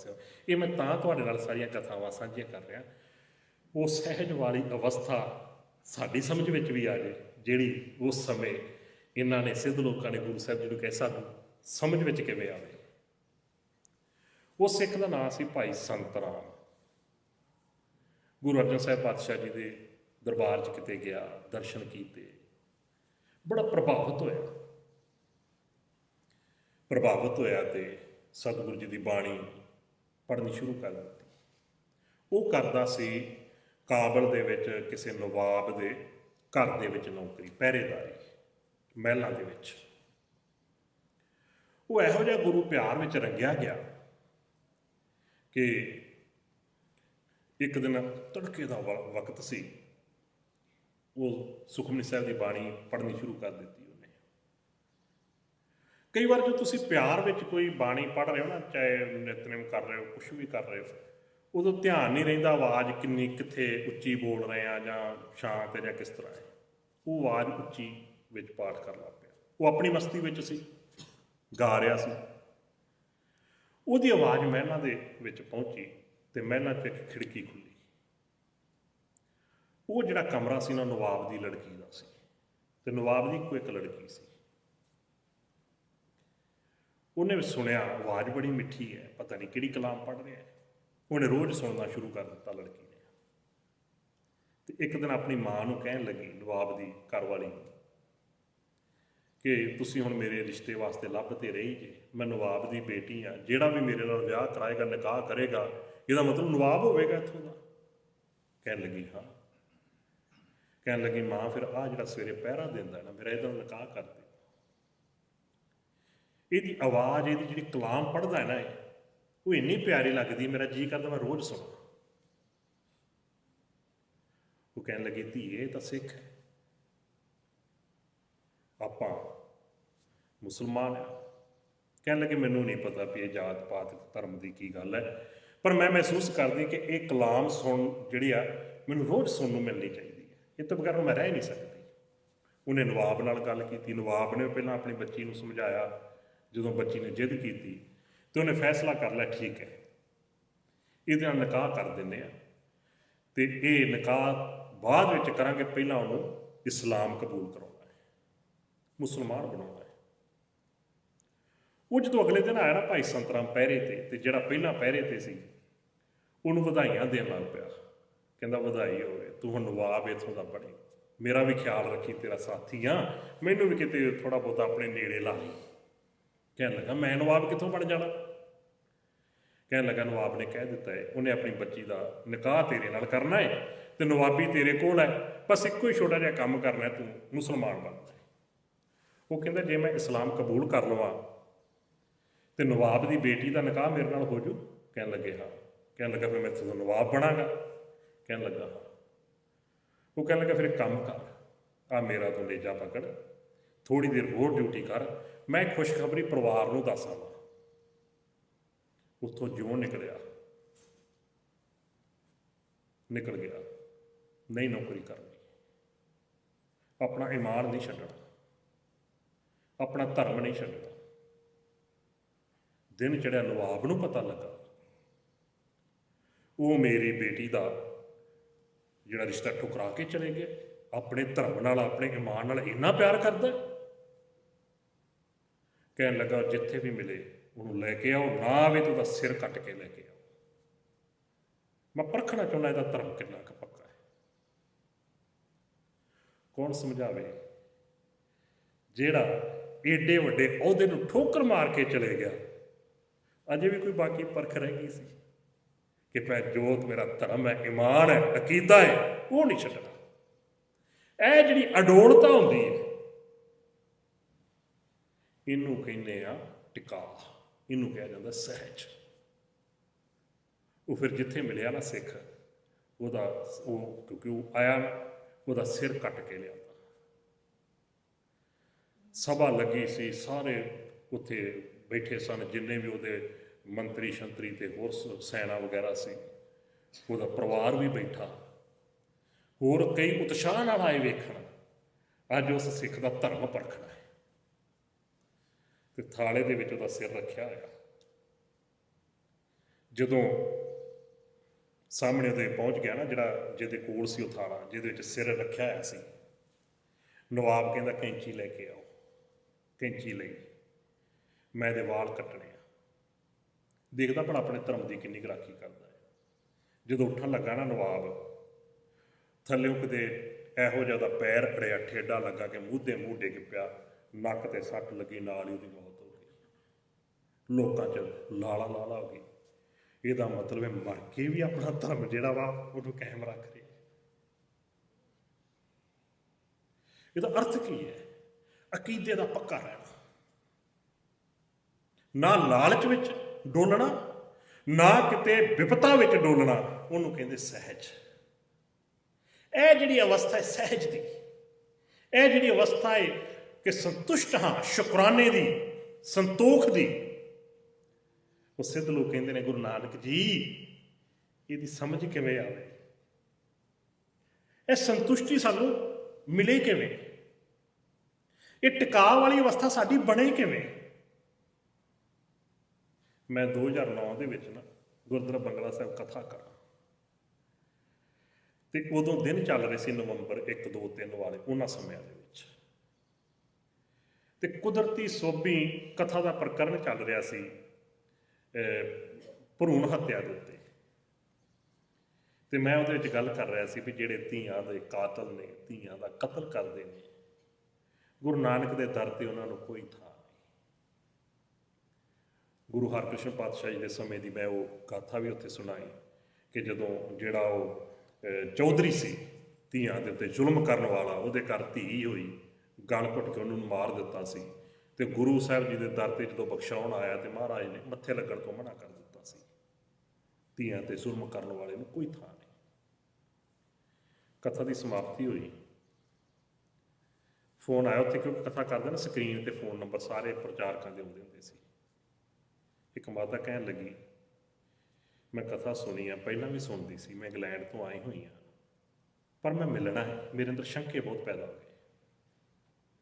ਹੁਣ ਮੈਨੂੰ ਨਹੀਂ ਸੀ ਪਤਾ ਵਿਚਲੀ ਗੱਲ ਦਾ। ਮੈਂ ਕਿਹਾ ਮਾਤਾ ਜੀ ਰਕਾਬਗੰਜ ਸਾਹਿਬ ਆ ਜਾਓ। ਉਸ ਮਾਤਾ ਨੇ ਮਿਲ ਕੇ ਮੈਨੂੰ ਇੱਕ ਸਵਾਲ ਕੀਤਾ 2009 'ਚ, 22 ਆ, ਅੱਜ ਤੱਕ ਉਹਦੇ ਸਵਾਲ ਦਾ ਜਵਾਬ ਮੈਨੂੰ ਨਹੀਂ ਲੱਭਾ। ਬਹੁਤ ਵਿਦਵਾਨਾਂ ਨਾਲ ਮੈਂ ਸਾਂਝੀ ਵੀ ਕੀਤੀ ਇਹ ਗੱਲ, ਪਰ ਇਹ ਜਵਾਬ ਮੈਨੂੰ ਕਿਸੇ ਕੋਲੋਂ ਵੀ ਨਹੀਂ ਲੱਭਾ। ਸਵਾਲ ਕੀ? ਉਹ ਕਹਿਣ ਲੱਗੇ ਤੁਸੀਂ ਇਹ ਗੱਲ ਕੀਤੀ ਹੈ ਵੀ ਜਿਹੜੇ ਧੀਆਂ ਦਾ ਕਤਲ ਕਰਦੇ ਨੇ ਇਹਨਾਂ ਨੂੰ ਕਿਤੇ ਥਾਂ ਨਹੀਂ, ਗੁਰੂ ਦਰ ਤੇ ਹੈ ਹੀ ਨਹੀਂ ਕਿ ਕਬੂਲ ਪੈ ਜਾਣ। ਮੈਂ ਕਿਹਾ ਕਹਿਣ ਲੱਗੀ 1984 ਵਿੱਚ ਜਦੋਂ ਪ੍ਰਧਾਨ ਮੰਤਰੀ ਖਤਮ ਹੁੰਦੀ ਹੈ, ਸਿੱਖਾਂ ਦੀ ਕਤਲੇਆਮ ਸ਼ੁਰੂ ਹੁੰਦੀ ਹੈ, ਕਹਿੰਦੀ ਮੇਰੇ ਸਹੁਰੇ ਦੀ ਨਾ ਫੈਕਟਰੀਆਂ ਸੀ, ਕਾਰੋਬਾਰ ਬੜਾ ਤਗੜਾ ਸੀ, ਤੇ ਸਰਕਾਰੀ ਦਰਬਾਰੇ ਵੀ ਉਹਦੀ ਸਾਂਝ ਸੀ। ਸ਼ਾਹਪੁਰਾ ਦੇ ਲਾਗੇ ਉਹਨਾਂ ਦੀ ਕੋਠੀ ਸੀ। ਕਹਿੰਦੇ ਵੀ ਸਾਡੇ ਗੁਆਂਢ ਵਿੱਚ ਇੱਕ ਅੰਮ੍ਰਿਤਧਾਰੀ ਪਰਿਵਾਰ ਸੀ, ਉਹਨਾਂ ਦੀ ਧੀ ਸੀ ਕੋਈ 16 ਸਾਲਾਂ ਦੀ, 15-16 ਸਾਲਾਂ ਦੀ। ਉਹ ਬੱਚੀ ਅੱਜ ਵੀ ਹੈ, ਇੰਗਲੈਂਡ 'ਚ ਹੈ। ਉਹ ਕਹਿਣ ਲੱਗੇ ਕਿ ਸਾਨੂੰ ਤਾਂ ਇਹਨਾਂ ਨੇ ਮਾਰ ਦੇਣਾ ਹੈ, ਤੇ ਸਾਡੀ ਧੀ ਹੈ, ਅੰਮ੍ਰਿਤਧਾਰੀ ਹੈ, ਤੇ ਤੁਹਾਡੀ ਸਰਕਾਰੀ ਦਰਬਾਰੇ ਗੱਲਬਾਤ ਹੈ, ਤੁਸੀਂ ਸਾਡੀ ਧੀ ਨੂੰ ਵੀ ਆਪਣੇ ਵੀ ਤੁਹਾਡੇ ਕੋਲ ਛੱਡ ਜਾਂਦੇ ਆ, ਇਹਨੂੰ ਬਚਾ ਲਓ, ਵੀ ਤੁਹਾਨੂੰ ਉਹਨਾਂ ਨੇ ਕੁਛ ਨਹੀਂ ਕਹਿਣਾ। ਕਹਿੰਦੇ ਵੀ 2 ਧੀਆਂ ਮੇਰੀਆਂ ਸੀ, ਇੱਕ ਮੇਰਾ ਬੇਟਾ ਸੀ ਕੋਈ 6-7 ਸਾਲ ਦਾ ਹੋਏਗਾ, ਤੇ ਇੱਕ ਮੇਰੀ ਬੱਚੀ ਸੀ ਕਰੀਬਨ 2-2.5 ਮਹੀਨੇ ਦੀ ਹੋਏਗੀ, 3 ਮਹੀਨੇ ਦੀ ਹੋਏਗੀ। ਤੇ ਕਹਿੰਦੇ ਉਹ ਬੱਚੀ ਜਿਹੜੀ ਉਹ ਗੁਆਂਢੀਆਂ ਦੀ ਸੀ, ਉਹ ਵੀ ਸਾਡੇ ਘਰ ਆ ਗਈ। ਉੱਧਰੋਂ ਸਾਡੇ ਘਰ 'ਤੇ ਵੀ ਕਹਿੰਦੀ ਹਮਲਾ ਬੋਲ ਦਿੱਤਾ, ਤੇ ਹਮਲਾ ਬੋਲਣ ਵਾਲੇ ਉਹ ਸੀ ਜਿਹੜੇ ਫੈਕਟਰੀ 'ਚ ਕੰਮ ਕਰਦੇ ਸੀ। ਕਹਿੰਦੀ ਮੇਰੇ ਸਹੁਰੇ ਨੇ ਸੋਚਿਆ ਵੀ ਇਹ ਤਾਂ ਸਾਰੇ ਉਹ ਲੋਕ ਨੇ ਜਿਹੜੇ ਕੰਮ ਕਰਦੇ ਨੇ ਮੇਰੀ ਫੈਕਟਰੀ 'ਚ, ਮੈਂ ਇਹਨਾਂ ਨੂੰ ਸਮਝਾਉਣਾ ਵੀ ਮੈਂ ਤਾਂ ਤੁਹਾਨੂੰ ਰੋਜ਼ੀ ਰੋਟੀ ਦਿੱਤੀ ਹੈ, ਵੀ ਤੁਸੀਂ ਤਾਂ ਨਾ ਮੇਰੇ 'ਤੇ ਵੀ ਅਟੈਕ ਕਰੋ। ਉਹ ਵਿਚਾਰਾ ਸਮਝਾਉਣ ਲਈ ਅੱਗੇ ਵਧਿਆ। ਕਹਿੰਦੇ ਕਿ ਮੈਂ ਹੀ ਦੇਖ ਰਿਹਾ ਅੰਦਰੋਂ, ਪਤਾ ਨਹੀਂ ਉਹਦੇ ਗਲ ਵਿੱਚ ਟਾਇਰ ਸੁੱਟ ਕੇ ਕੀ ਚੀਜ਼ ਸੁੱਟੀ ਕਿ ਅੱਗ ਲਾਤੀ ਜਿਉਂਦੇ ਨੂੰ। ਜਦੋਂ ਜਿਉਂਦੇ ਨੂੰ ਅੱਗ ਲਾ ਕੇ ਨਾ ਸੜਨ ਲੱਗ ਪਿਆ, ਤੜਫਣ ਲੱਗ ਪਿਆ, ਤੇ ਮੇਰੇ ਪਤੀ ਕੋਲੋਂ ਬਰਦਾਸ਼ਤ ਨਾ ਹੋਇਆ, ਪਿਓ ਤੜਫਦਾ ਜਿਉਂਦਾ ਵੇਖ ਕੇ ਦੌੜ ਕੇ ਗਿਆ, ਗਲ 'ਚੋਂ ਟਾਇਰ ਲਾਹ ਦਿਆ।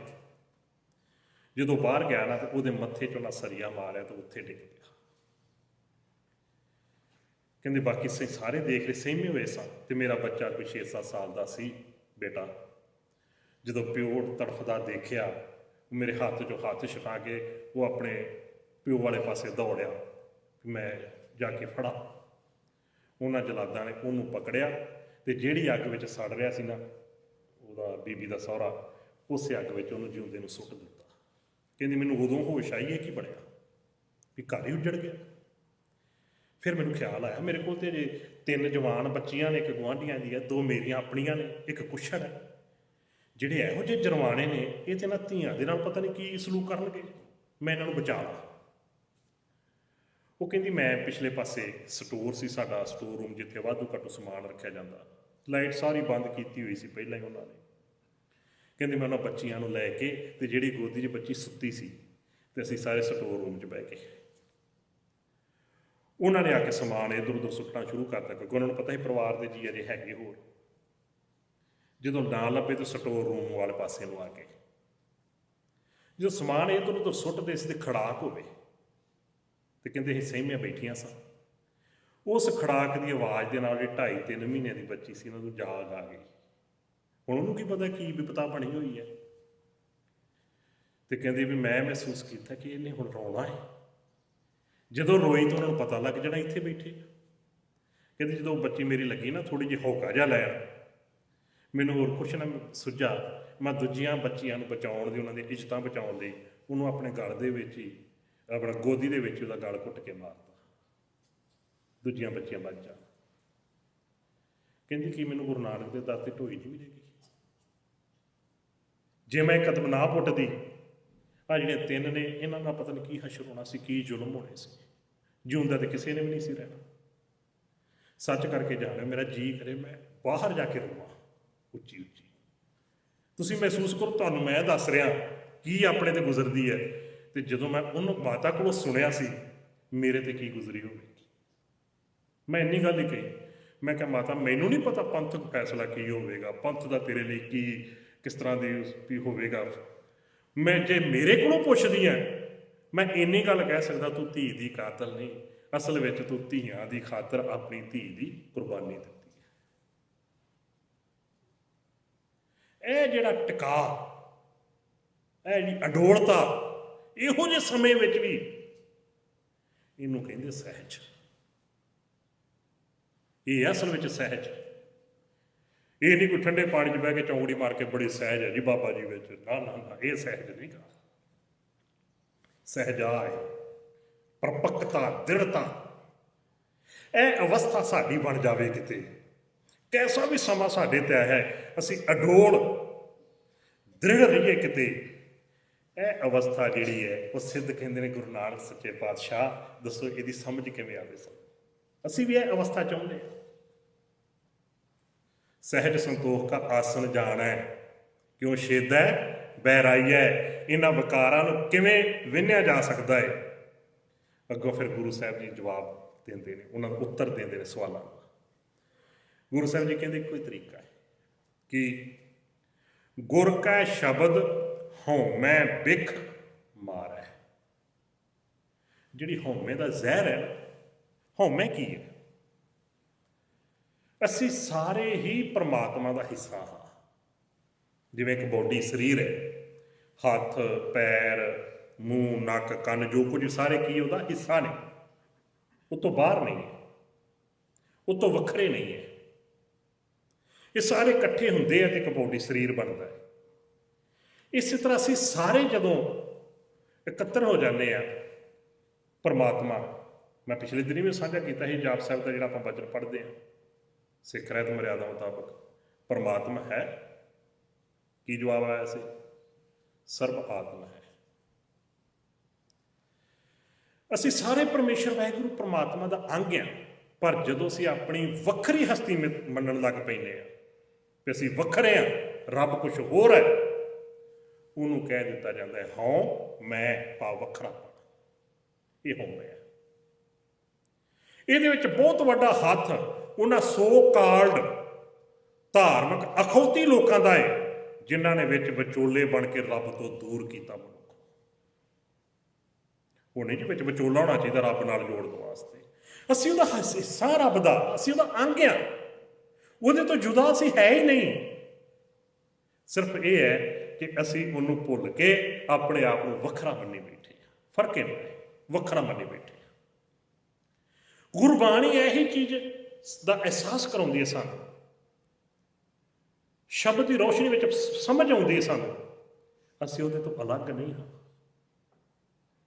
ਇਸ ਲਈ ਬਚਨਾ ਹੈ ਸਭ ਗੋਬਿੰਦ ਹੈ, ਸਭ ਗੋਬਿੰਦ ਹੈ, ਗੋਬਿੰਦ ਬਿਨ ਨਹੀਂ ਕੋਈ। ਅਸੀਂ ਉਸ ਪਰਮੇਸ਼ਰ ਅਕਾਲ ਪੁਰਖ ਦਾ ਇੱਕ ਹਿੱਸਾ, ਇੱਕ ਅੰਗ ਹਾਂ, ਵੱਖਰੇ ਨਹੀਂ ਹਾਂ। ਜਿਵੇਂ ਹੱਥ ਸਰੀਰ ਤੋਂ ਅਲੱਗ ਨਹੀਂ ਹੈ, ਪੈਰ ਸਰੀਰ ਤੋਂ ਅਲੱਗ ਨਹੀਂ ਹੈ, ਕੰਨ ਨੱਕ ਅੱਖਾਂ ਸਰੀਰ ਤੋਂ ਅਲੱਗ ਨਹੀਂ, ਹਿੱਸਾ ਨੇ ਸਰੀਰ ਦਾ, ਅੰਗ ਨੇ ਸਰੀਰ ਦਾ। ਇਸੇ ਤਰੀਕੇ ਨਾਲ ਆਪਾਂ ਸਾਰੇ ਜਿੰਨੀ ਰਚਨਾ ਜੋ ਵੀ ਦਿਖਾਈ ਦੇ ਰਹੀ ਹੈ, ਇਹ ਸਭ ਉਸ ਅਕਾਲ ਪੁਰਖ ਵਾਹਿਗੁਰੂ ਪਰਮਾਤਮਾ ਦਾ ਹਿੱਸਾ ਹੈ, ਉਹਦਾ ਅੰਗ ਹੈ। ਪਰ ਜਿਹੜਾ ਵੱਖਰੀ ਹਸਤੀ ਹੈ ਸਾਡੇ ਅੰਦਰ ਬਣੀ ਹੋਈ, ਉਹਦੀ ਜ਼ਹਿਰ, ਉਸ ਵੱਖਰੀ ਹਸਤੀ ਦੀ ਹਉਮੈ ਦੀ ਜ਼ਹਿਰ ਜਿਹੜੀ ਹੈ, ਗੁਰੂ ਸਾਹਿਬ ਜੀ ਕਹਿੰਦੇ ਨੇ ਗੁਰ ਕੈ ਸ਼ਬਦ ਹਉਮੈ ਬਿਖ ਮਾਰੈ। ਗੁਰੂ ਦੇ ਸ਼ਬਦ ਦੇ ਨਾਲ ਉਸ ਹਉਮੈ ਦੀ ਜ਼ਹਿਰ ਨੂੰ ਖਤਮ ਕਰਨਾ ਹੈ, ਜਿਹੜੀ ਸਾਨੂੰ ਪਰਮਾਤਮਾ ਤੋਂ ਦੂਰ ਕਰਕੇ ਆਤਮਕ ਮੌਤੇ ਮਾਰ ਰਹੀ ਹੈ। ਜਿੰਨਾ ਵੀ ਜੀਵਨ ਵਿੱਚ ਦੁੱਖ ਹੈ, ਕਦੋਂ ਹੈ? ਜਦੋਂ ਉਹਦੇ ਤੋਂ ਦੂਰ ਹੋ ਗਏ, ਸਾਡੀ ਸਮਝ ਪਰਮੇਸ਼ਰ ਤੋਂ ਦੂਰ ਹੋ ਗਈ, ਸਾਡੀ ਸੋਚ ਪਰਮੇਸ਼ਰ ਤੋਂ ਦੂਰ ਹੋ ਗਈ, ਸਾਡੇ ਕਰਮ ਪਰਮੇਸ਼ਰ ਤੋਂ ਦੂਰ ਹੋ ਗਏ। ਆਓ ਗੁਰੂ ਜੀ ਨੂੰ ਪੁੱਛ ਲੈਂਦੇ ਹਾਂ, ਦੁੱਖ ਕਦੋਂ ਹੈ? ਗੁਰੂ ਜੀ ਕਹਿੰਦੇ ਦੁੱਖ ਤਦੇ ਜਾਂ ਵਿਸਰ ਜਾਏ। ਜਦੋਂ ਪਰਮੇਸ਼ਰ ਭੁੱਲ ਜਾਂਦਾ ਹੈ ਨਾ ਸਾਨੂੰ ਸੁਰਤ ਦੇ ਵਿੱਚੋਂ, ਚਿੱਤ ਦੇ ਵਿੱਚ, ਉਦੋਂ ਦੁੱਖ ਵਰਤਦਾ ਹੈ। ਜਦੋਂ ਪਰਮੇਸ਼ਰ ਯਾਦ ਹੁੰਦਾ ਹੈ ਸੁਰਤ ਦੇ ਵਿੱਚ, ਉਦੋਂ ਸੁੱਖ ਵਰਤਦਾ ਹੈ। ਬਸ ਆਹ ਜਿਸ ਖੂਬਸੂਰਤੀ ਦਾ ਨੁਕਤਾ। ਗੁਰ ਕੈ ਸ਼ਬਦ ਹਉਮੈ ਬਿਖ ਮਾਰੈ, ਤਾਂ ਨਿਜ ਕਰ ਹੋਵੈ ਵਾਸੋ। ਜਦੋਂ ਇਹ ਹਉਮੈ ਦੀ ਜ਼ਹਿਰ ਖਤਮ ਹੋ ਜਾਂਦੀ ਹੈ, ਫਿਰ ਨਿਜ ਘਰ ਦੇ ਵਿੱਚ ਵਾਸਾ ਹੁੰਦਾ ਹੈ, ਸੁਰਤ ਦਾ, ਮਨ ਦਾ ਸਾਡਾ। ਫਿਰ ਬਾਹਰ ਨਹੀਂ ਭਟਕਦੇ, ਫਿਰ ਹੋਰਨਾਂ ਥਾਵਾਂ ਤੇ ਨਹੀਂ ਭਟਕਦਾ। ਜਿਨ ਰਚ ਰਚਿਆ ਤਿਸ ਸ਼ਬਦ ਪਛਾਣੈ। ਗੁਰੂ ਸਾਹਿਬ ਜੀ ਕਹਿੰਦੇ ਜਿਸ ਰਚਨਾ ਦੀ ਗੱਲ ਕਰ ਰਹੇ ਹੋ, ਜਿੱਥੇ ਬਚਨਾ ਸੀ ਨਾ ਆਦਿ ਕੋ ਕਵਣ ਵਿਚਾਰ ਕਥੀ ਅਲੇ, ਉਹ ਜਿਹੜੀ ਰਚਨਾ ਦੀ ਗੱਲ ਕਰ ਰਹੇ ਹੋ ਤੁਸੀਂ, ਜਿਨ ਰਚ ਰਚਿਆ ਸ਼ਬਦ ਪਛਾਣੈ, ਉਸ ਪਰਮੇਸ਼ਰ ਅਕਾਲ ਪੁਰਖ ਨੂੰ, ਉਸ ਰਚਨਾ ਨੂੰ ਜੇ ਸਮਝਣਾ ਹੈ, ਉਹਦੇ ਲਈ ਵੀ ਸ਼ਬਦ ਦੇ ਰਾਹੀਂ ਹੀ ਸਮਝ ਪਵੇਗੀ। कि असल दे विच ये सारी खेड की है। तो जिन्हें इस चीज़ को शब्द के राही समझ लिया, पहचान लिया, जान लिया, नानक ताका दास। गुरु साहिब जी कहते नानक उहदा दास है, भाव कि मैं उसनूं प्रमाणिक मनदा हाँ। असल में वो असली मार्ग ते है जिन उस शब्द के राही उसनूं समझ लिया, शब्द राही उसनूं जान लिया। गुरबाणी विच जिन्ना भी सफ़र है जीवन का, वो शब्द के इर्द गिर्द ही है, शब्द तो बाहर नहीं है। जो जीवन शब्द तो बाहर होकर जीना शुरू कर देंगे बस उदों खेड बिगड़ जाती। गल इन्नी है, शब्द विच रहिंदियां जीवन जिउंदे आ, वो जीवन रब्बी मिलाप वाला असली जीवन है। वो सवाल करते हैं, कहते कहाँ ते आवा है ये जीव, कित्थों आता है? फिर जिवें सानूं कहा जाता 84 लाख जूना भोग के इधर आए हैं, पिछले जन्म के चंगे कर्म किए तां मनुखा देही मिली है। मैं पिछले दिन भी नुकता साझा किया सी कि जे चंगे कर्म कीतिया मनुखा देही मिली है, एकदम पिछले जन्म च चंगे कर्म किए तां मनुखा देही मिली, तो फिर पिछला जन्म किहड़ा होएगा? मनुख तो बगैर कोई दूजा कर्म नहीं कर सकता। मनुखा देही साढ़े चंगे कर्मां दा फल नहीं है, ये उहदी बख्शिश है, उहदी रहमत है। तुमरी कृपा ते मानुख देह पाई है। परमेश्वर की कृपा है, बख्शिश है, उहदी रहमत है, ये मनुखा देही सानूं मिली है, उहदे हुक्म दे विच है। कहाँ ते आवे ये गुरु नानक जी, ये जीव कित्थों आउंदा है, कहाँ यह जावे, ये फिर जांदा कित्थे? हुण साडे कोल इहदे लई भी बड़ियां कहानियां बड़ियां सुणा छड्डियां जी। उत्थे तेल दे कड़ाहे तपदे आ, उत्थे थंम बड़े गर्म कीते हुंदे आ, जफ्फियां पवाईयां जा, शरीर ते इत्थे नाशवान मिट्टी हो गया, ते जफ्फियां किहदियां पवाईयां जांदियां? थंमां नाल जी। तेल दे कड़ाहे विच किहनूं तलदे आ? शरीर ते इत्थे जो तनु पुजिया संग ही सो भी संग ना होया। मैं महसूस किया दो तरीकों के नाल दुनिया नूं लुटिया गया। एक लालच दे के, एक डरा के। और जिन्ने धर्म स्थान भी बने इन्हां दोनों चीज़ों तो प्रभावित हो गए। हुण तीन देव त्रै देव की गल चलती है, विष्णु ब्रह्मा ते शिव जी की। इंडिया में झाक मार के देखो, ब्रह्मा का मंदिर कोई है? कोई टावा किते एक अद्धा।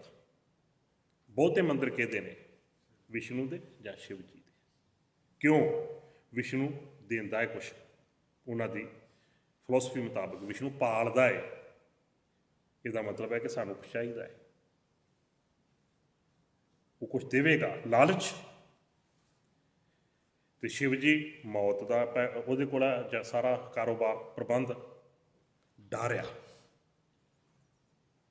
दो चीज़ों के विच ही दुनिया नूं लुटिया गया। तो दुनिया दे विच बहुतात उन्हां लोकां दी धर्म कमाउण वालियां दी मैं वेखी है, महसूस की, इतिहास नूं पढ़िया भी। 95% वो लोग ने जिहड़े जां लालच वस हो के धर्म कमा रहे हैं, रब का नाम लै रहे हैं, तो जां डर के ले रहे हैं। प्यार नाल 5% ने जिहड़े प्यार नाल उहनूं याद करते हैं, उहदे नाल प्यार तां उहनूं याद करना नहीं, जां कुछ चाहिए है तो जां डरिया। दो चीज़ां का जिन्नी फिलोसफी बनाई यही बनाई, अगे जाके तुम स्वर्ग मिलणगे। उत्थे की है? उत्थे हूर परियां पक्खा झलदियां ने, सोने के संघासनां ते तुसीं बैठे होवोगे, एक पानी लैके खड़ी, दूजी दूजा चीज़ लैके, तीजी तीजा। इस्लामिज्म कहता 72 हूरां उत्थे तुहानूं मिलणगीआं एक बंदे की सेवा च।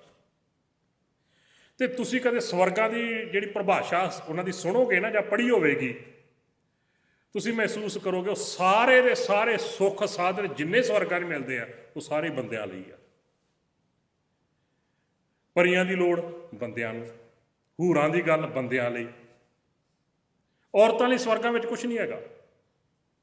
उन्हां नूं की कुछ चाहिए? उन्हां वास्ते कुछ नहीं उत्थे, ना कोई ब्यूटी पार्लर उत्थे, ना कोई उत्थे टीवी सीरीयल देखने वास्ते उन्हां लई कुछ हैगा, सिर्फ बंदियां लई। क्यों?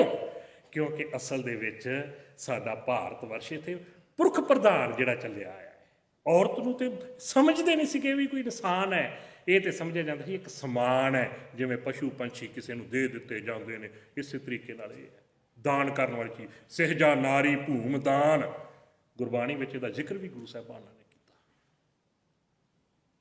ਜਦੋਂ ਕੋਈ ਇੱਕ ਰਾਜਾ ਦੂਜੇ ਰਾਜੇ ਤੇ ਧਾਵਾ ਬੋਲਦਾ ਸੀ, ਜਿੱਤ ਲੈਂਦਾ ਸੀ, ਉਹ ਫਿਰ ਅੱਗੋਂ ਆਪਣੇ ਹਾਥੀ ਘੋੜੇ ਤੇ ਨਾਲ ਔਰਤਾਂ ਦੇ ਦਿੰਦਾ ਸੀ। ਇਨਸਾਨ ਥੋੜ੍ਹੀ ਸਮਝਦੇ ਸੀ ਔਰਤਾਂ ਨੂੰ, ਇਸ ਲਈ ਸਵਰਗਾਂ ਵਿੱਚ ਔਰਤਾਂ ਦੀ ਥਾਂ ਵੀ ਕੋਈ ਨਹੀਂ ਬਣਾਈ ਇਹਨਾਂ ਨੇ। ਫਿਰ ਵੇਖੋ, ਅਮਰੀਕਾ ਕੈਨੇਡਾ ਵਾਲਿਆਂ ਵਾਸਤੇ ਸਵਰਗ ਵੱਖਰੇ, ਇੰਡੀਆ ਪਾਕਿਸਤਾਨ ਉੱਧਰਲੇ ਕੰਟਰੀਆਂ ਵਾਲਿਆਂ ਵਾਸਤੇ ਵੱਖਰੇ। ਕਿਵੇਂ? ਉੱਥੇ ਕੀ ਕਹਿੰਦੇ?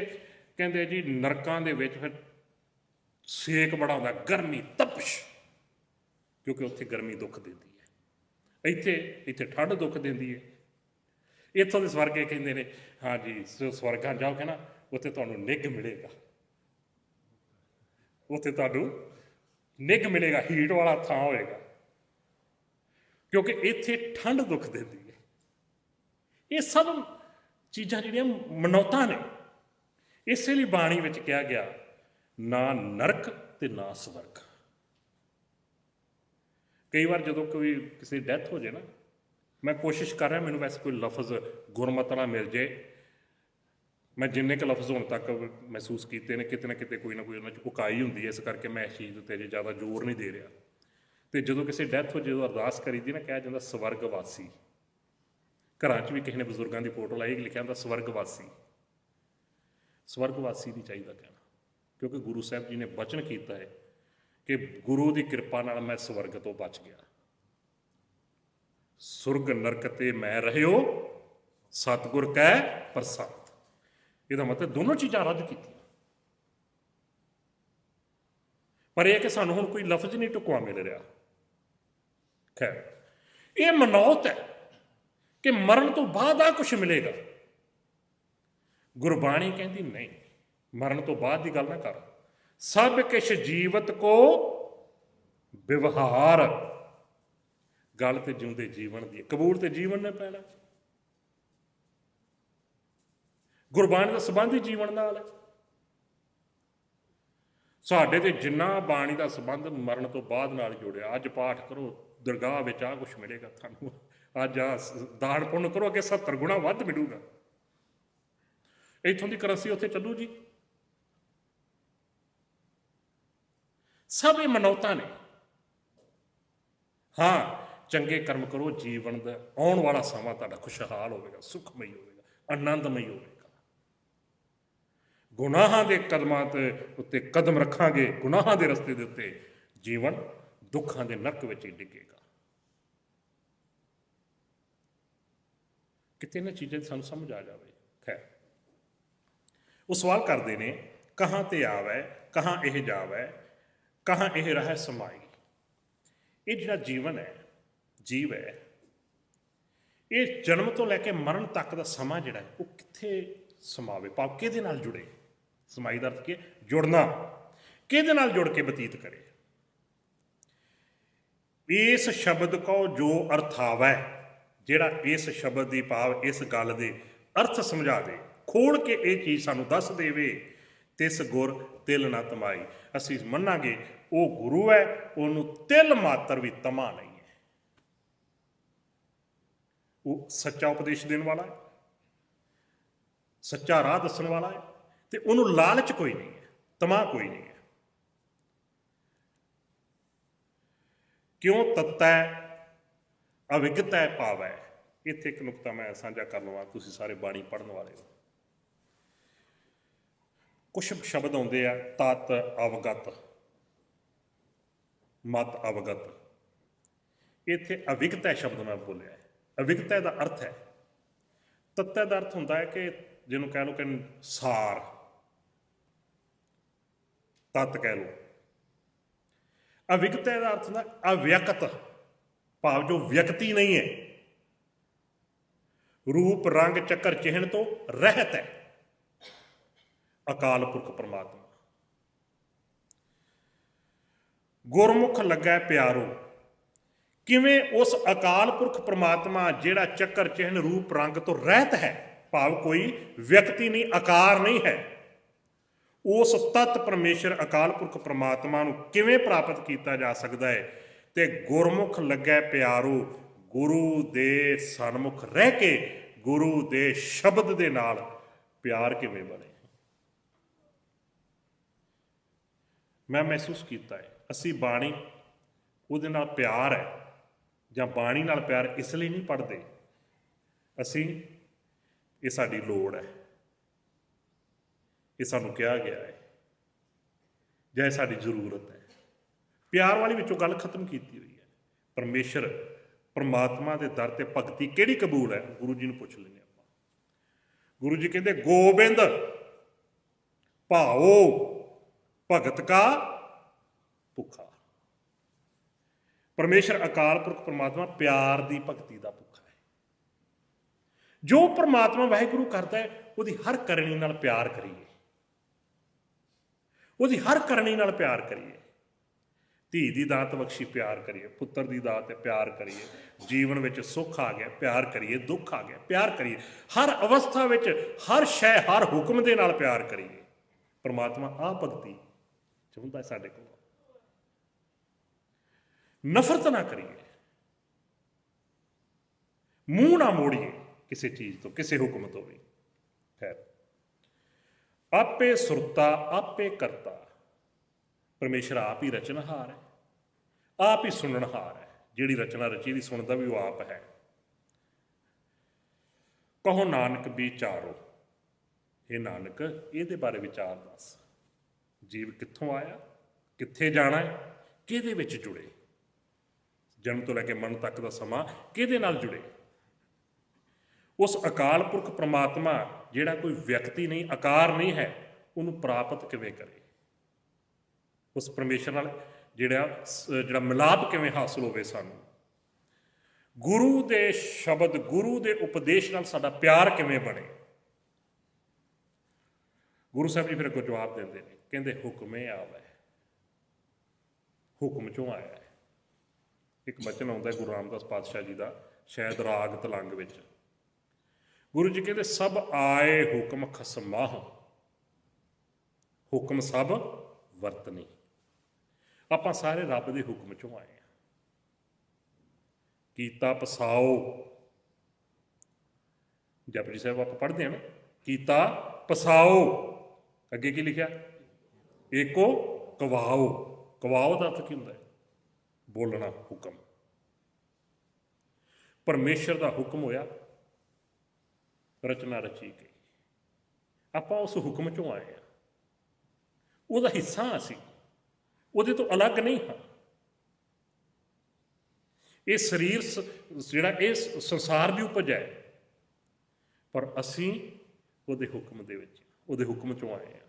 ਇਹ ਸਰੀਰ ਉਹਨੇ ਸਾਨੂੰ ਵਰਤਣ ਲਈ ਦਿੱਤਾ ਹੈ, ਨਾ ਪਹਿਲਾਂ ਸਾਡਾ ਸੀ, ਨਾ ਬਾਅਦ ਵਿੱਚ ਸਾਡਾ ਰਹਿਣਾ, ਨਾ ਇਹ ਸਾਡੇ ਮੁਤਾਬਕ ਸਰੀਰ ਜਿਹੜਾ ਇਹਨੂੰ ਕੁਛ ਕੀਤਾ ਜਾ ਸਕਦਾ। ਜੇ ਕੋਈ ਬੰਦਾ ਕਿ ਮੈਂ ਜਵਾਨ ਹੀ ਨਾ ਬੁੱਢਾ ਹੋਵਾਂ ਹੀ ਨਾ, ਰੋਕ ਸਕਦੇ ਹਾਂ? ਨਹੀਂ। ਇਹ ਸਰੀਰ ਉਹਨੇ ਵਰਤਣ ਲਈ ਦਿੱਤਾ ਹੈ। ਅਸੀਂ ਉਹ ਜਿਹੜੇ ਇਹਦੇ ਵਿੱਚ ਸਫ਼ਰ ਕਰ ਰਹੇ ਹਾਂ। ਕਿਤੇ ਆਹ ਗੱਲ ਸਮਝ ਆ ਵਿੱਚ ਆ, ਅਸੀਂ ਉਹ ਹਾਂ ਜਿਹੜੇ ਇਹਦੇ ਵਿੱਚ ਸਫ਼ਰ ਕਰ ਰਹੇ ਹਾਂ। ਖੈਰ, ਸਮਾਂ ਸੀਮਤ ਹੈ। ਹੁਕਮੇ ਆਵੇ, ਹੁਕਮ ਚੋਂ ਆਏ ਹਾਂ। ਹੁਕਮੇ ਜਾਵੇ, ਹੁਕਮ ਵਿੱਚ ਹੀ ਚਲੇ ਜਾਣਾ ਹੈ। ਜਿਸ ਥਾਂ ਤੋਂ ਆਏ ਹਾਂ ਉੱਥੇ ਹੀ ਵਾਪਸ ਜਾਣਾ ਹੈ। ਹੁਕਮੇ ਰਹਿ ਸਮਾਈ, ਜਨਮ ਤੋਂ ਲੈ ਕੇ ਮਰਨ ਤੱਕ ਜੁੜਨਾ ਵੀ ਫਿਰ ਹੁਕਮ ਦੇ ਵਿੱਚ ਹੀ ਹੈ। ਹੁਕਮ ਤੋਂ ਬਾਹਰ ਨਹੀਂ ਜਾਣਾ। ਜੇ ਅਸੀਂ ਹੁਕਮ 'ਚ ਜੁੜਾਂਗੇ ਨਾ, ਪਰਮਾਤਮਾ ਤੋਂ ਵੱਖਰੇ ਹੋ ਹੀ ਨਹੀਂ ਸਕਦੇ, ਹਉਮੈ ਆ ਹੀ ਨਹੀਂ ਸਕਦੀ। ਗੁਰੂ ਜੀ ਨੂੰ ਪੁੱਛ ਲਈਏ, ਰੋਜ਼ ਤੁਸੀਂ ਪੜ੍ਹਦੇ ਹੋ, ਨਾਨਕ ਹੁਕਮੇ ਜੇ ਬੁੱਝੈ, ਅੱਗੇ ਕੀ ਕਿਹਾ, ਤਾਂ ਹਉਮੈ ਕਹਿ ਨ। ਪਰਮੇਸ਼ਰ ਵਾਹਿਗੁਰੂ ਪਰਮਾਤਮਾ ਸੱਚ ਹੈ। ਇਸ ਲਈ ਕਿਹਾ ਜਾਂਦਾ ਨਾ, ਆਦਿ ਸੱਚ, ਜੁਗਾਦ ਸੱਚ, ਹੈ ਭੀ ਸੱਚ, ਨਾਨਕ ਹੋਸੀ ਭੀ ਸੱਚ।